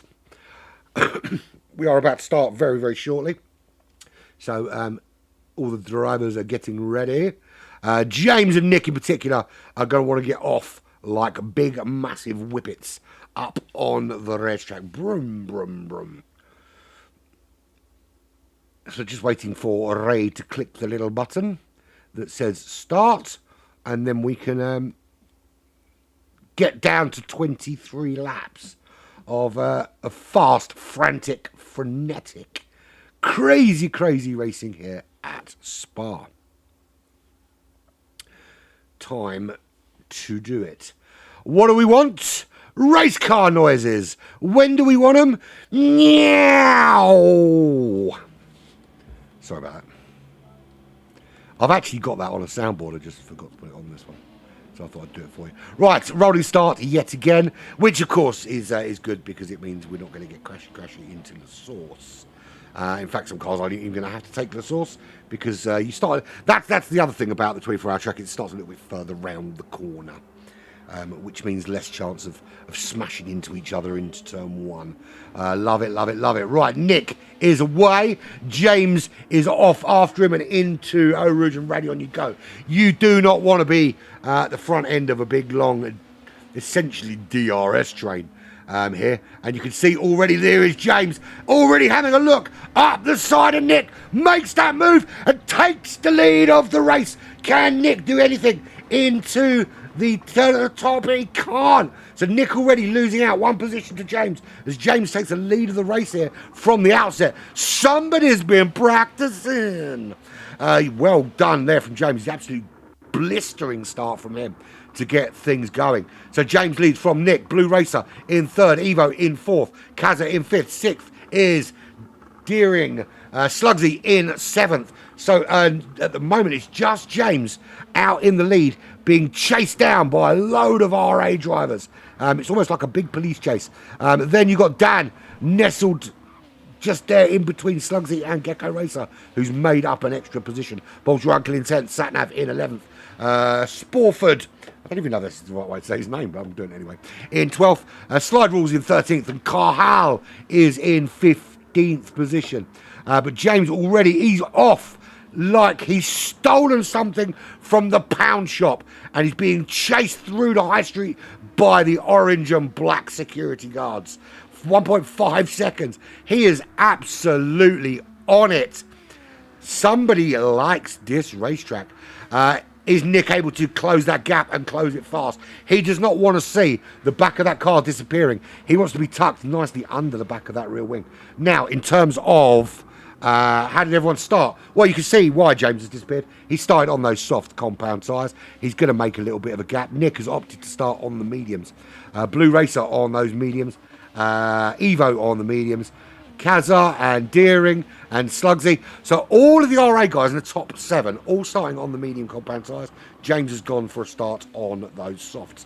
Can he be trusted to go and change medium tyres at the correct time? Who knows?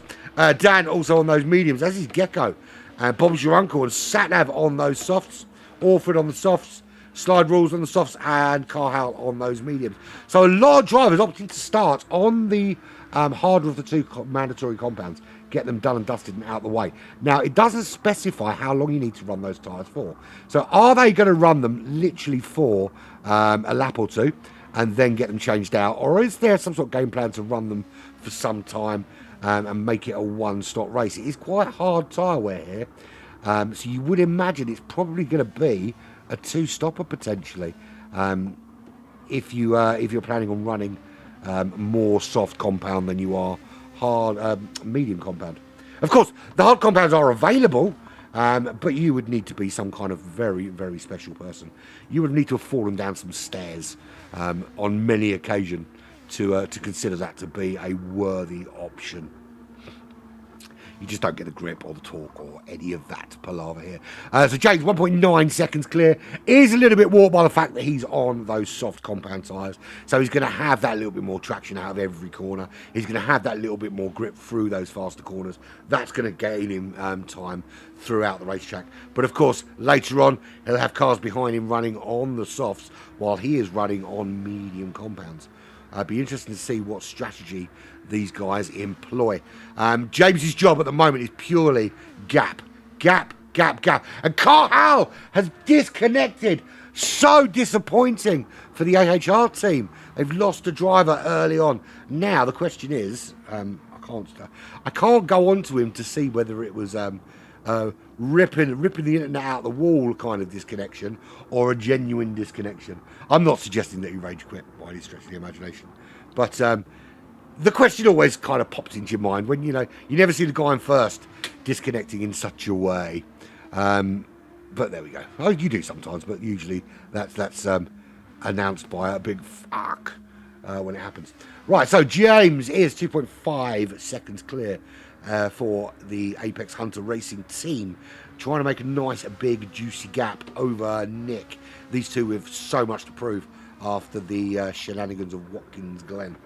1.2 seconds to Evo's already. We're starting to see these cars eke out little gaps between each other. The last thing you want to do is have be giving up slipstream into up the Kemmel Straight. You can see there Dan is already making some inroads into the Race Asylum boys. He's got past Kaza. He is now trying to close down on the back of Deering. Although I'm sure Kaza has got something to say about that. He's not going to be giving that position up lightly. And there is a little bit of lag in this particular lobby. And I don't know why, because it's the same host and the same people. So do bear with. I'm sure they'll sort out soon.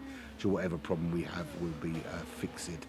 Very wide line that Kaza was taking through there. And it's allowed Dan just to open up a little bit. And he's already closing the gap on what happened to Nick. What happened to Nick?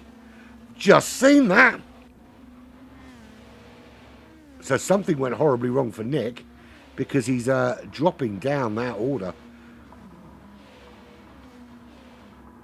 So, Nick certainly not got it all his own way. He's dropping down. He's lost a few places. So that's Evo now picking up the mantle, but that's given a 4.9 second advantage to James out in front. Nick's not having the greatest of days.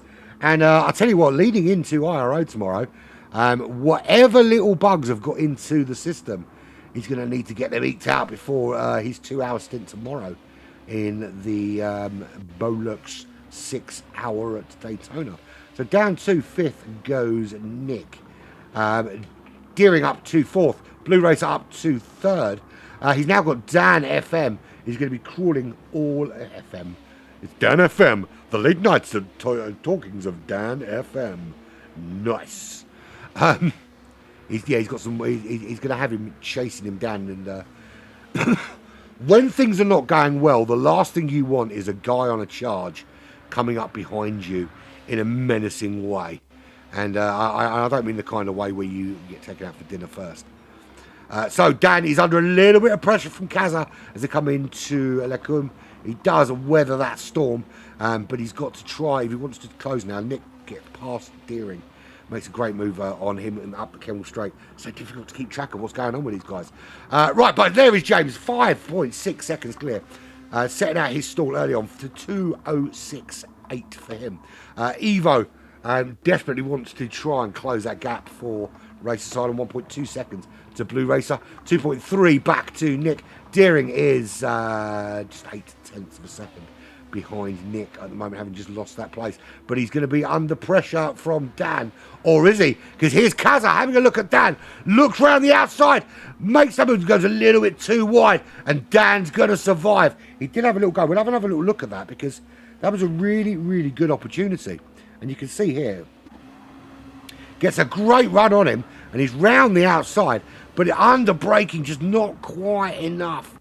And he just has to back out and allow Dan to retake that position comfortably.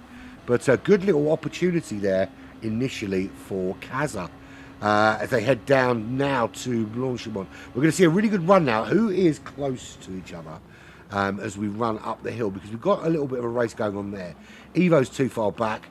Blue Racer, Nick's got a bit of a gap now. We've got a potential here, and that is Kaza does get that move done finally on Dan into that bus stop chicane. So he gets the run on him. You can see here, he gets the run down into the chicane. Under braking, all kinds of wrong. Dan gets that all kinds of wrong. And that allows Kaza through and up into 5th position. Although Dan's now retaken that coming out of La Source. Can we see? Oh, can we? But here we go. Kaza now, he's going to have a run on him going up the hill. Is this where he gets that job done and gets the place back? Pulls out, you can see there, he's got him to his left-hand side. And we don't need to look at the weather radar to know it's not going to rain. But I can tell you what, it done half look cloudy. Was that a little touch between those two? No love lost here. These guys are battling. absolutely duking it out. And this is going to and it's gone horribly wrong. You can't park that there. And yeah, that's gone wrong for Dan. Just pushing so hard. And we can see here, let's go on board with Dan. On board with Dan here. Let's do it from this angle. You can see he's round the outside, and it looks like actually he may have been clipped just at the back. There's nothing. There was no malice intended there, but it looked that side by side racing. It could have been a bit of net code, but that has cost him loads and loads of time. So similar to Nick losing out in that last race. Now Dan, who's looking Dan racy, drops down to 13th place. Which gives James, James now is the only in the top 8. He's the only Apex Hunter racing driver, bringing it to Race Asylum at the moment in that top 8. What's going on in the chat? Are we all excited? That was very exciting, wasn't it? Yeah, it is causing. It did look like there was a little bit of a clippage there. A little bit of clippage. But we can see how quickly the soft tyres are going off. That's the thing, Baz. There is a bit of lag in this lobby. And I don't know if it's because of the disconnection when we lost... forgot his name. Satnav. Was it Satnav? Yeah, when we lost Satnav. There's been a little bit of lag since then. And this is something I talk about it a lot. And I moan about it a lot. For all the great things GT7 has, their lobbies are fucking awful, man. I think that's one area they really need to really focus on. Particularly if you've played Forza and you see the quality of the lobbies on Forza. And the quality of the penalty system, actually. The penalty system is very, very good on Forza. I think they need to. I think that's where they need to kind of, if they're going to go toe to toe with Forza for the best simcade racing game, then that's exactly what they need to do is fix the lobbies. But at the moment, the only person that doesn't need fixing is this man here, James. It looks like he's going to get probably he'll either come at the end of lap 7. He's certainly got another lap in those tyres before he has to change them out. But it will be. Probably maybe even 3-stop race for these guys. The medium tyre, let's bring up the tyres and fuel for all to see. So there we go. You can see James there. Just under half a tank of fuel. His tyres looking meh. Carhow, that was one, sorry. Not Satnav's in 6th. Carhow, thanks for that. So what a professional commentator would do is a professional commentator would have a pen and a piece of paper. And ironically, I've got a pen and a piece of paper right there, which has got yesterday's takeaway order written on it. That would write stuff like this down, but I'm not professional. Sometimes I put an effort in and I write things down, and most of the time I just wing it. I find it's more fun that way. The best nights out aren't the ones you plan; they're the ones you wing. Talking of wing, look at the wing on the back of that car. It was going incredibly fast in the hands of James. 206.8, fastest lap of the race for him. He's going nowhere near that. All he did 206 on lap 3. But he's dropped right off that pace. I was just looking there. It said he did a 1:44, which I knew couldn't be correct. But he's dropped out. He's dropped a couple of seconds down, which is fine at the moment. He's managing that pace now, around 6 seconds, particularly after we saw the demise of the monster that is Nick early on. Evo is absolutely on fire today. You're right. I mean, he dominated at Watkins Glen, and I mean he is doing similar pace in those low 208s, high 207s on the medium compound tyres that James is currently doing on the softs. Now there is an element of tyre saving now on James's part. I think he will pit at the end of this lap. He is just looking after them to make sure that they do last the 7 laps. Oh, no, it's lap 7, and James is going to pit again. At least this time he doesn't have to come in again on lap 8 and then again on lap 9. But no, you're right. They are absolutely cooked. And I'm wondering whether there's any benefit to running mediums more than there is to running the softs. Because if we're looking at the pace on the mediums there's still plenty of tyre remaining. And Evo's comfortably doing what James is doing on the softs. Deering as well, comfortably doing the same kind of times, as is Kazza, as is Nick. I mean, Nick's dropping into those 207s. He had a bad lap there with a 2:17.6. But he's doing faster lap times on those mediums than James is doing on the softs. So actually, there is some benefit, I think, to running the mediums more in this race than the softs and doing just one stint on those soft compounds. So James coming back out on the soft tyres, will he be? Who knows? There's Deering in the pits. He's pitting really, really early on those medium compound tyres. That's an incredibly early stop. Not quite sure what the strategy is there. And Gecko as well. So unless they're planning on doing a 2-stint on the soft compound tyres, I suppose, yeah, I mean, it's lap 8. Another 6 laps takes us to lap 20, lap 14. I don't know, you know. I don't. I think they're pitting a little bit early. I think the pace these guys are doing on those mediums, in those 208s, very similar to what the guys on the softs are doing. I actually think staying out longer on the mediums, running them until the fuel runs out, is the best strategy, because the soft compound tyres go off so quickly, and after a couple of hot blistering laps, you've got to drop off the pace a little bit to save the rubber. Hello, Henry. Yeah, I mean, Evo is on fire today. Somebody had their Weetabix this morning. Evo definitely has been munching his Weetabix. He's probably had a couple of cans of Red Bull. He is absolutely on fire today. 9.9 seconds is the gap to Kazza at the moment. 10 seconds now, the gap to Kazza. He does, of course, need to stop. I think the pit window, for me, the pit window for these medium tyres is somewhere around lap 11. Lap 10, lap 11, maybe. And then you can, I mean, me personally, I think if you can run to lap, if you can push these medium tyres out to lap 12, I don't know. See, because the softs are mandatory, it's not necessarily beneficial to do that. But he's coming in lap 8, so maybe two stints of 8 laps and then a 6 on the softs, maybe. We'll see where is everyone else on. So Kazza, he's coming in now. Nick, what's he going to do? Is he coming in or is he staying out? He is staying out. He's not just out, he's out. And he's staying on those medium tyres, so he is running longer on those mediums. Now, if you get 6 out of the softs and you're doing a 2-stopper on the or one, or you're changing for softs twice, that's 12 laps.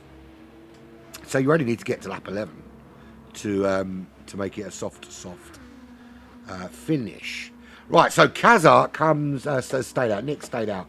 James on those medium tyres now. He does have to run those mediums, but we know that those mediums can easily do 11 laps. Easily do 11 laps. Particularly in his hands, I think. So here comes Evo now. He's on the soft compound tyres. Where is he coming out in relation to James? Right, so he comes out there in 5th. He is 21 seconds behind Kazza. Blue Racer has stopped. So Evo dropping in behind Blue Racer, who stopped earlier. So he's actually on his first hot lap after stopping. So he's undercut his way in between Evo and James. He's on the soft compound tyres. James on those mediums. Now, we need to see what kind of pace that he's chucking out. Because until he's on his hot lap, we won't know what his medium tyre pace is. But yeah, like I said, I've got no doubt it's a 2-stop race. Very high tyre wear. Reasonably high fuel depletion as well. Right, Kazza, Nick, they stayed out. Nick's got 12 seconds on James, so he won't stay ahead of him in the pit stop window. But he's doing what I thought you should do, which is run those mediums to the end of either the tyre or the fuel's life. Particularly if you can lap in those low 208s, high 207s as he's been doing. Then it's going to be a case of how many laps you do on the softs.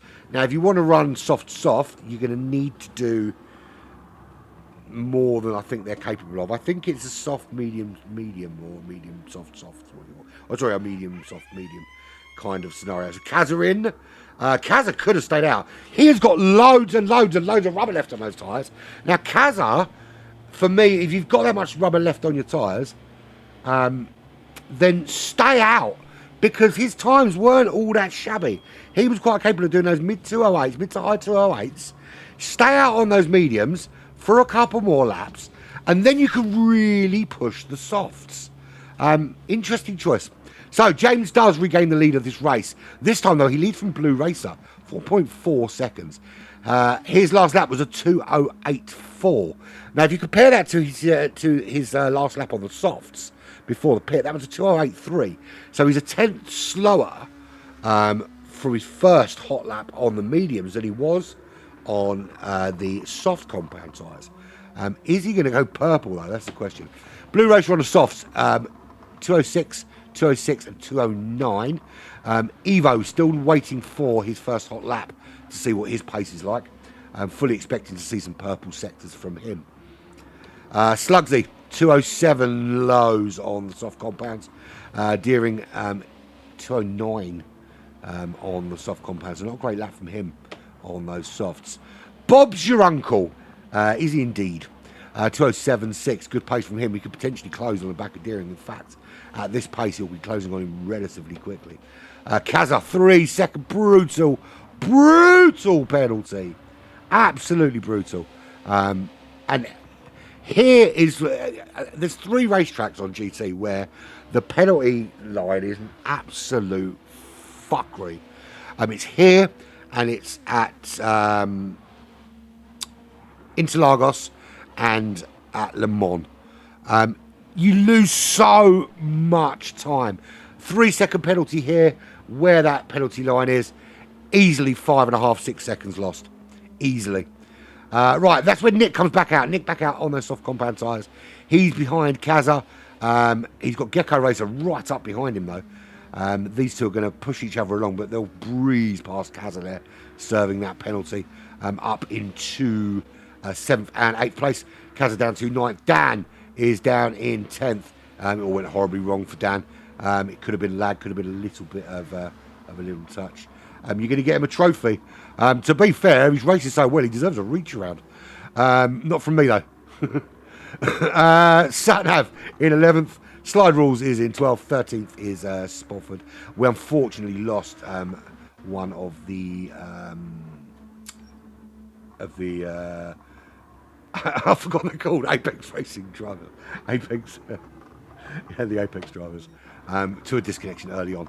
Right, the gap's already coming down. It's 3.8 now between James and Blue. He's Blue labada. And Evo absolutely on it like a car bonnet. He is so goddamn quick. I genuinely don't want to blink in case I miss him. Now, team, for me, this is a team effort. For all the will in the world, I'm sure Blue will want to take the win for himself. Get out of the way, man. Give Evo that bit of slipstream down Blanchimont, and then get the flock out of the way and let him start chasing down James to get his 2 for 2. And, of course, a 2 for 2, of course, for Race Asylum. And he does actually, you can see Blue Racer actually does move out of the way there. World Pit Lane Penalty Champion. It's a real honour.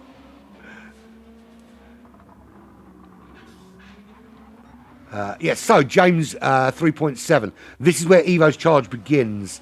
James still has that fastest lap, like 2:06.8. He set that on lap 2 of this race. We're on lap 11 of 23. We're almost at the halfway point of this race. In fact, when they come into the top of the Kemmel Straight in a minute, it will be the midway point. 3.5 seconds is Evo's target. I want to go on board with him because that's his target there, heading down to La Source, into the braking zone, so he can see his target. It's always a much easier race. You obviously you've got the timer on that left hand side, and unless you're in VR, then you've got fucking no information because Sony don't think you need it when you're in VR. But anyway, moving swiftly on. So you've got that time target there. even if you can't see the car. But it gives you that little bit more oomph, that little bit more impetus if you can see the car you're chasing, not just the time you're chasing.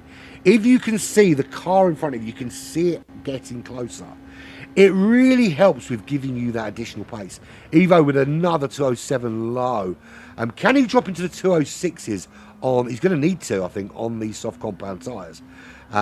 James comfortably at the moment in the 208s. But in his mirror, it won't be long before he's seeing a whole lot of Evo and a whole lot of blue. Blue already, 1.7 seconds. I mean, that shows the absolute gulf in pace between these two around this racetrack.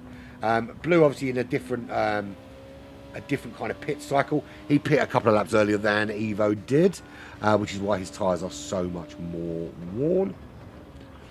I think you're right. I think you're right, Jack. I think the one thing James has got here, he's got that 2 second deficit, and I think Evo, he needs to catch him quickly, because the soft tyres stop giving you performance very, very quickly.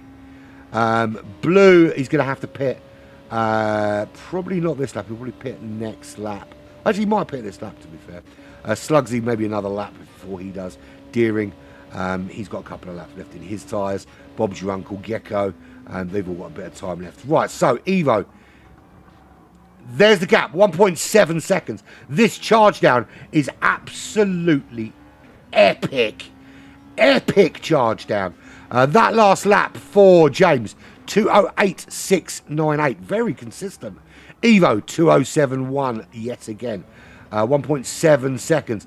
Ideally, I think this is where he wanted to be under the wing, because I think one more lap at this kind of pace, then these soft compound tyres are going to start to be a little bit less compliant, a little bit less agreeable, a little bit more likely to throw you into a wall, snapping your legs off and exploding you into a fireball, so they name a corner after you one day. But he's going super quick. James still has the fastest lap though with that 206.8.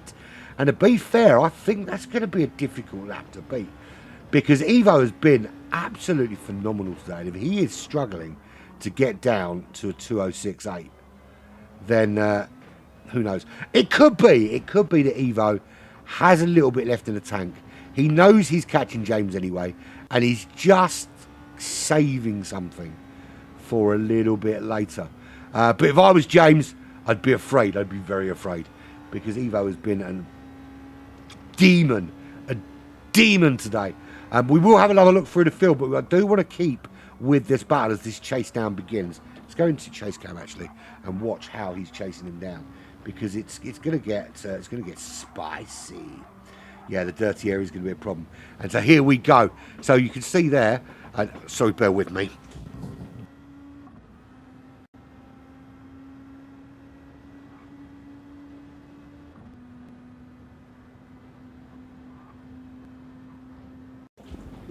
I do apologise for that. They didn't take the keys out with them. Right, so this is that chase down. You can see now the gap is down. He's already taken a second out of him on that lap. Very, very close to the back. And I think Evo's going to find himself being able to make that move on the Kemmel Straight, just as Baz has said. He's going to have a bit of dirty air coming round the source. Good exit out of the source, and this could be good night Vienna for James. He started on the soft compound tyres and disappeared off up the road. And then Nick, of course, fell by the wayside, which gave him a little bit of a breather.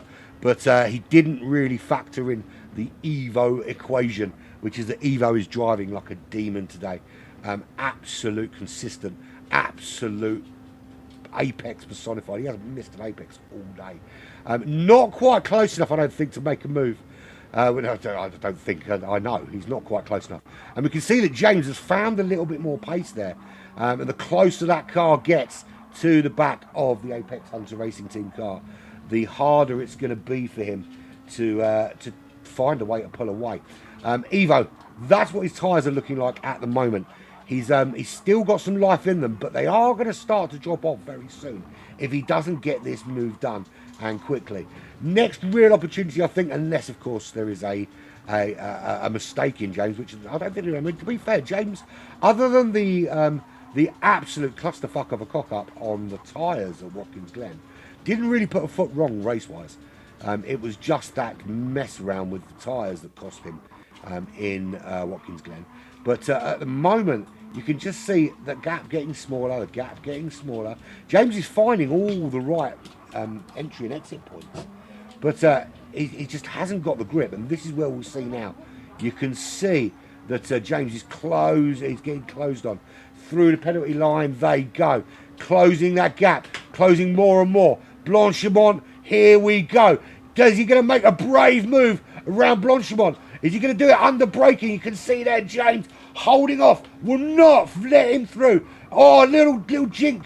Can he make the move here through the bus stop chicane? A little bit more grip on the tyres. Side by side. Evo gets the move done at the end of Blanchimont into the bus stop chicane. And now he's got an opportunity to pull away. He is going to have James in his slipstream. It was a good save from James, actually. Very good save. A little bit of a hello and the back of Evo from James, but he's got a really good run on him. Now, he might be on the medium compound tyres here, but he has got that run on him up the hill. And he could retake first place here. Bear in mind that Evo would have taken quite a bit out of his tyres being in that dirty air and chasing down as he did. Is he able to pull away? It looks to me that he's just holding off, but the slipstream is strong. It's like the force, very strong. He's holding that inside line. He is not letting James get up the inside of him into Lacombe. Holds that line. James again looking very, very racy though on those medium compound tyres. It is absolutely going off. I'm scared to go anywhere else at the moment. These guys absolutely racing like demons. We will, however, I think we've got to do it. I think we'll do it because it looks like Evo might just be pulling away a little bit. He is pulling away a touch. Right, so let's have a look down the field. There is Deering. Oh, down here, boy. He's in third position. He's 12.4 seconds back, but in third. He's going to pit at the end of this lap. Nick, he's got a couple more laps left in him. He's in fourth. He's running well, actually, Nick. And now has the fastest lap of the race with that 2:06.7 he did on lap 13. We're on lap 15 of 23. If you're just joining us, this is Race Asylum versus Apex Hunter Racing. And where the fuck have you been? And why have you only just arrived? How dare you? How very dare you? Apologise to everyone for being late. Thank you very much. Kazar, 1.9 seconds behind Nick. He's got a couple of... he's got a few laps left. Gecko, he'll be pitting at the end of this lap. Satnav, I think he'll probably come in at the end of this lap. He doesn't really need fuel, but he certainly does need tyres. He's under a lot of pressure from Racing Snailsy, who's not only looking quick, he's going to make the move on Satnav, which he has done. He's got nice fresh tyres as well, and he's just pit. Run to the end, though, I don't know. He's not got enough tyre to run to the end. Satnav will go in. Blue Racer, he's got new fresh tyres. He goes through as well on Satnav slide rules. A couple of laps for him. Bob's your uncle. He's got nice, fresh, soft tyres. He'll move up a couple. Dan, it's great pace from Dan at 2:08s consistently. But when it goes wrong, and it's so hard. When you've got drivers of this quality throughout the field, when you make them, when something goes wrong, it's so difficult then to get anything out of your race. And there's Orford back in 13th place with tyres. And let's face it, if those tyres, the rubber on those tyres was made into condoms, then somebody would be getting pregnant because there's nothing left. Absolutely nothing left. Right, there's your race leader. He has now opened up a bit of a gap, has Evo, but he's going to start thinking about a pit stop.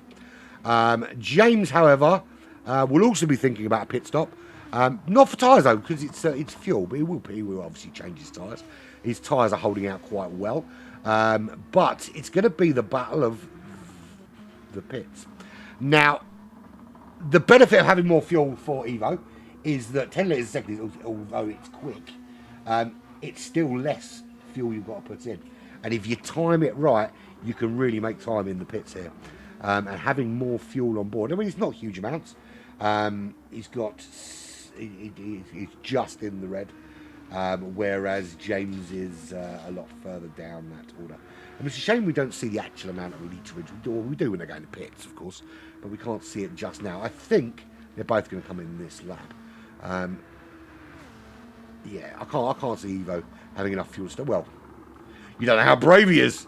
He might feel brave enough to do it, but no, they're both coming in. There is Evo, there is James. Evo with slightly more fuel. Now, they've both run the mandatory compounds. 7 laps on the softs. There is enough laps remaining to finish the race on the soft compound tyres. There is Nick coming in as well, top 3. Kaza. There he is, Slugsy. The Racing Snail heading down towards the bus stop chicane. Is he going to gain any places over these guys? 23 seconds, the gap to Kaza. 42 to Evo in the lead. Right, we can see the fuel going up. Evo up to 80%. James to 73%. So James trying to save himself a little bit of time in the pit stop, putting less fuel on board. Do I think they've overfueled a little bit? I don't think so. I think they're all right. I think they've both erred on the side of caution. I think they probably could have made it to the end with a bit less, but I think they both know they're going to have a bit of a race on their hands. Both on soft compound tyres, and now it is mono and mono. 1 second separates RA, Race Asylum's Evo, the winner, of course, on at Watkins Glen, and vying now for a 2 from 2 for him. James in second position and already closing that gap, really bringing it for the AHR team. Slugsy in third, that's where he came out of the pits. Blue Racer, he made it past those guys before they came out of the pits, should I say. Blue Racer comes out, he's in fourth. Nick just behind him in fifth. There is Deering, he's running in sixth. Kaza in seventh. Bob's your uncle is the next highest runner for Apex in eighth. Gecko, he likes to be bugs, I'm told. He is running in ninth, ahead of Dan FN. He's got up to 10th place. Potentially 2.6 seconds to Gecko. He's got some pace, this boy. Everyone's on the softs now. It's going to be... It is, yeah, absolutely right. It is, you know, what was an endurance race early on is now just a full-on pedal to the metal, balls to the floor, whack them out on the table and get a little measuring tape out. And we'll see. We'll get out the slide rules, shall we? And see who's got the biggest gazungas as we race to the end. I'll tell you what I have liked, and I do like about races that are this close, is when you have these races and nobody gets lapped. It's brilliant. I like it. I like it a lot. It doesn't happen a lot when I'm racing. I always get lapped. Even in a 2-lap race. No, that's not true. Right, so Evo's not got it all his own way now. And of course, with the long time dilation, we've gone through almost an entire day of racing. We've emulated an entire day of racing here at Spa. It was dark when we started qualifying.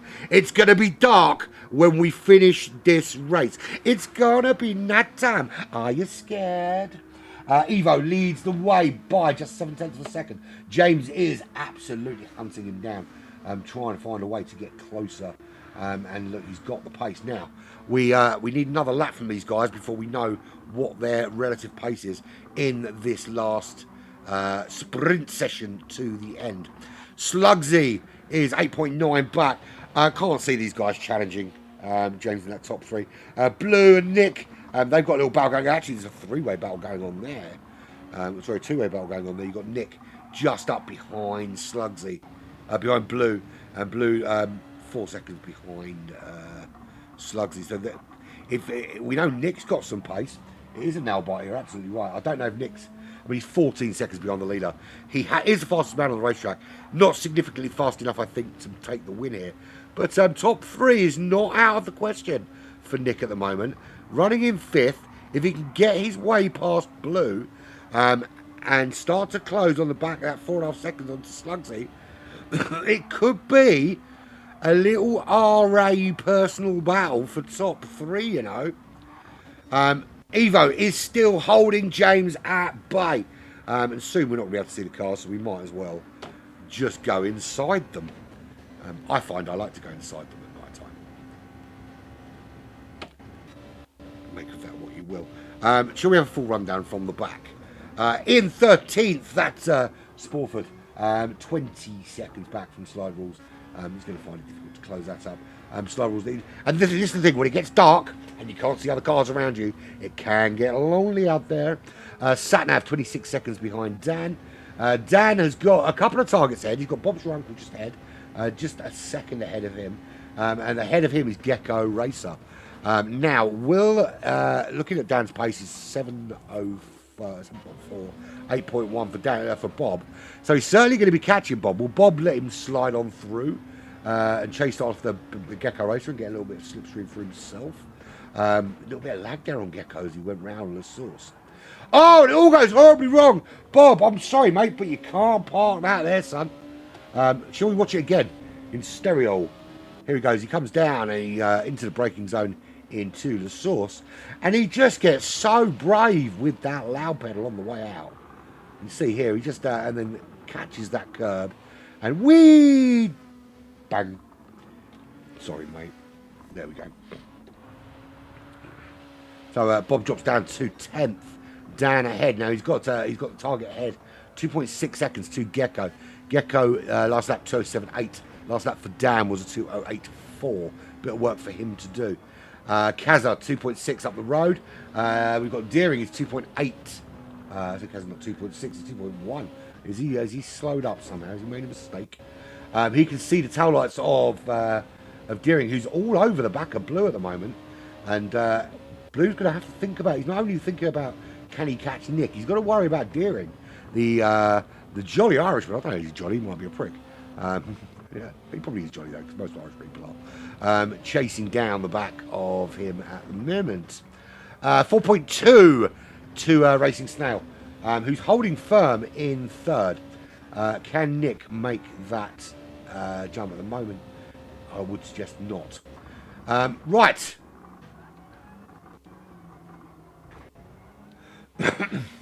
This is lap 19, or the end of lap 19, into lap 20.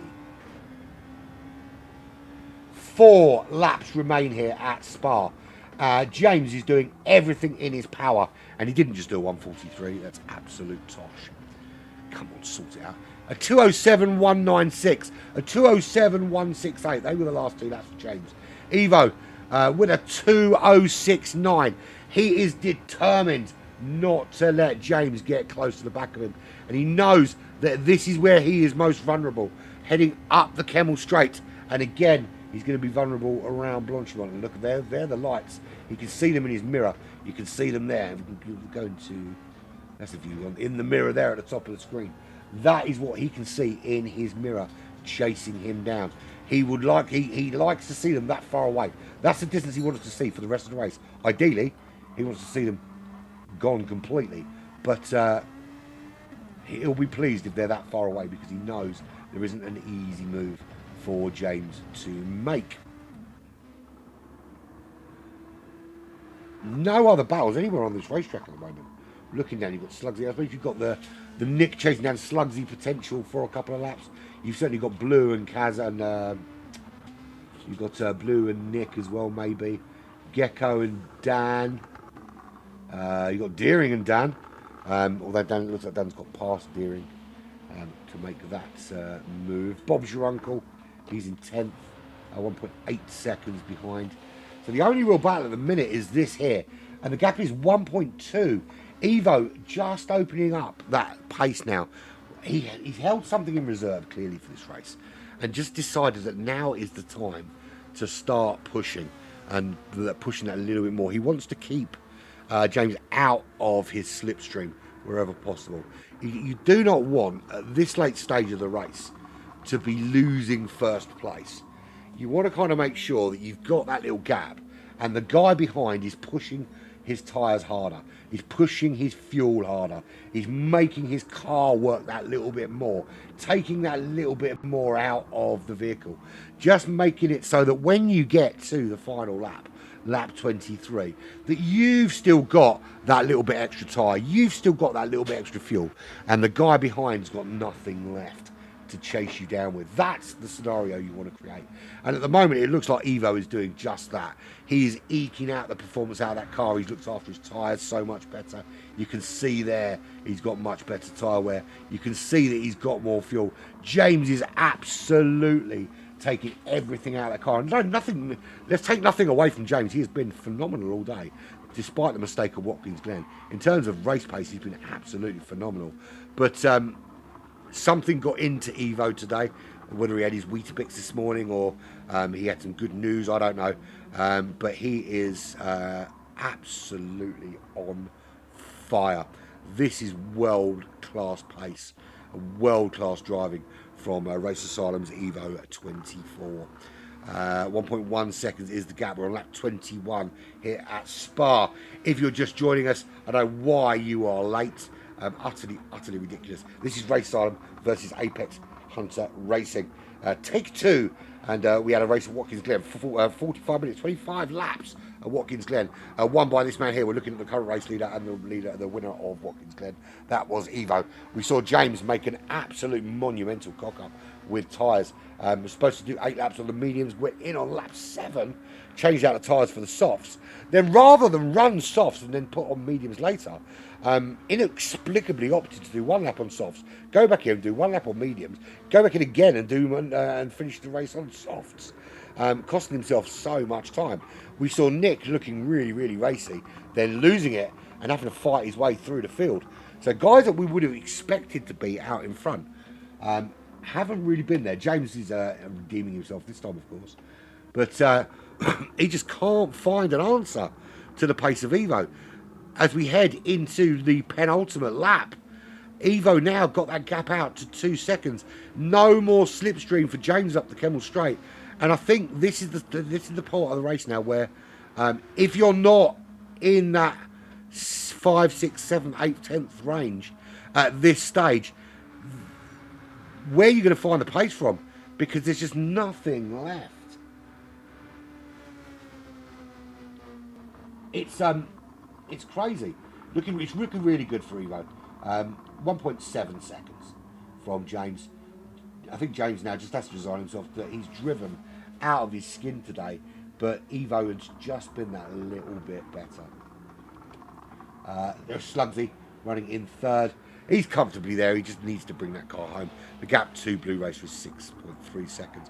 I said Nick was going to close him down, didn't I? There he is, right there, all over the back of Blue.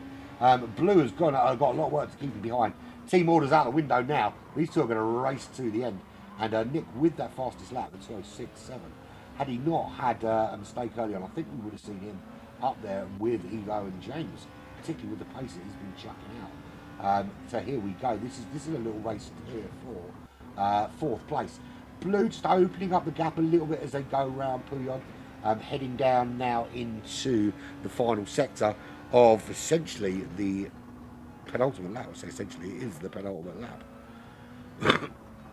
And who's that? Is that some way back? Actually is Orford at the moment. He is just starting lap 22. He's 1 minute 45 behind the leaders, 35 behind his teammate. Slide rules is 3.1 seconds up the road. Bob Drunken 35 seconds.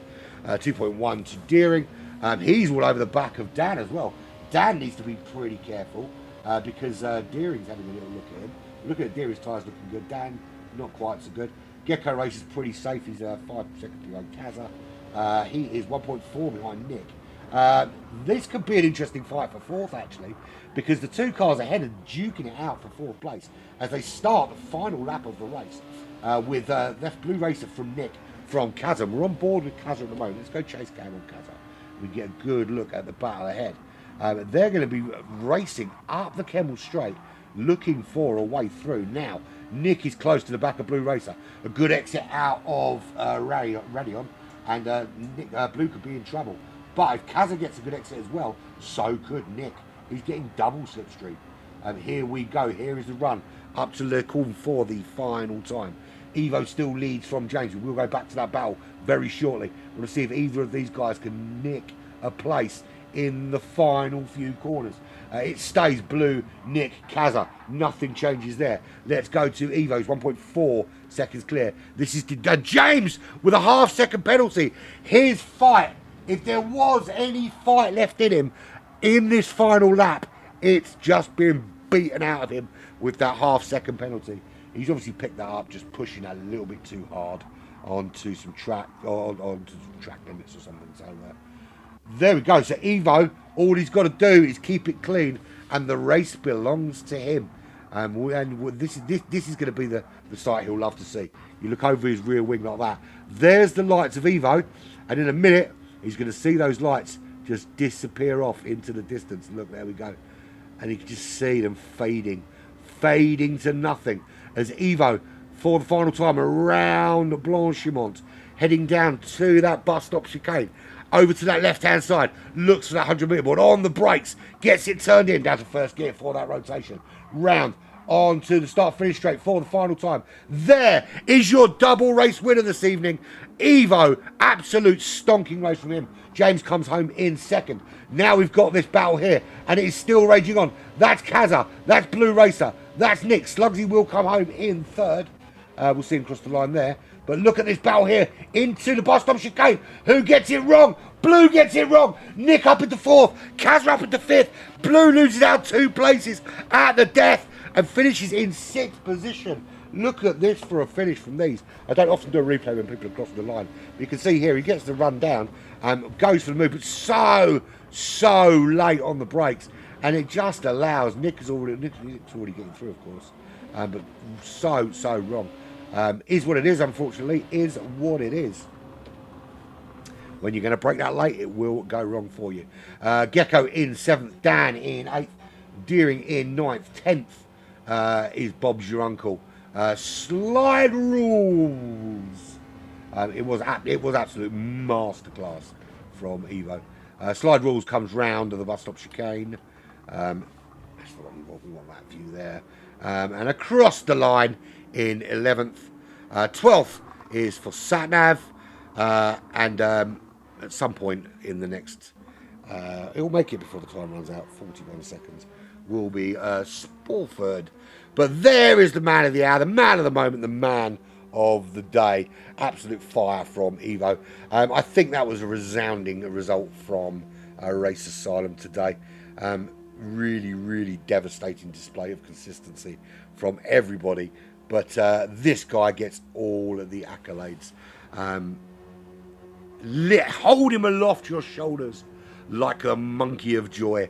And say, dance for me, Evo, because today you are the double back-to-back team versus team winner. You have dominated AHR in the same way that I was going to say something really rude, and I'm not going to go down that route. Let's make it official, shall we? There's your official results. It is Evo in that GTR Nismo. Didn't get a fastest lap of the race. That went to Nick. James in second. The Racing Snail was in third. Nick in fourth. Kazza in fifth place. Blue Racer in sixth. Gecko Racer in seventh. Dan, Fuck Nugget, or whatever the FN stands for, I don't know, in eighth place. Deering was in ninth. Bob's your uncle. Fanny's your aunt. He was in 10th. Slide Rules was in 11th. Satnav in 12th. Sporford finished in 13th. Classified last is Carhal, who was a dumph because he got disconnected, which is why it got so dark. Yeah. Well, to be fair, it was times like a lot. So there we have it. We're done. We're finished. That went very, very quickly, didn't it, guys? Very, very quickly. Enjoyed that. That was good fun. Evo with a masterclass. Race Asylum overall with a masterclass. But some of the racing, absolutely phenomenal. Don't forget to click the like and the share button so everybody knows to come and have a look at it. If you've got 5 minutes, pop over to Black Flag Racing TV. Give me a like and a share as well. Thank you very much. You get to hear my dulcet tones again tomorrow on the IRO channel for stint 3 of the Bolex Daytona 6 hour. That'll be from about 4 o'clock, I think, if I've got my timings right. And then later on for GT Alphas from 8 p.m. for the GT Alpha's GT3 World Championship. And then again, if you really want to listen to me again this weekend, and you're a fool if you do, Sunday evening for the professional lobby for the Next Level GT Fusion Team World Championships, hotting up round number 5. Thank you very much for joining me. Nothing else left to say except I've been Urban Pirate. This has been Race Asylum versus Apex Hunter Racing, and it's been emotional.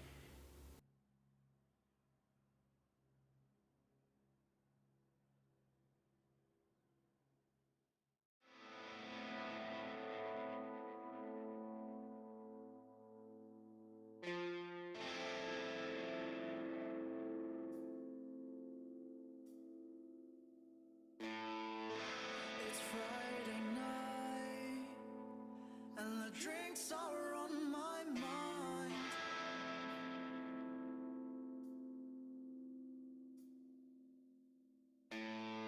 The decision sets in. One lap will churn your skin.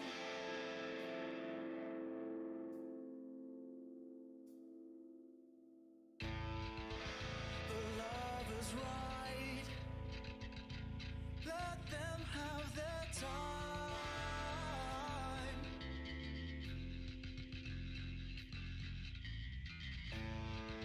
And I have this notion. Let's keep these wheels in motion. In motion.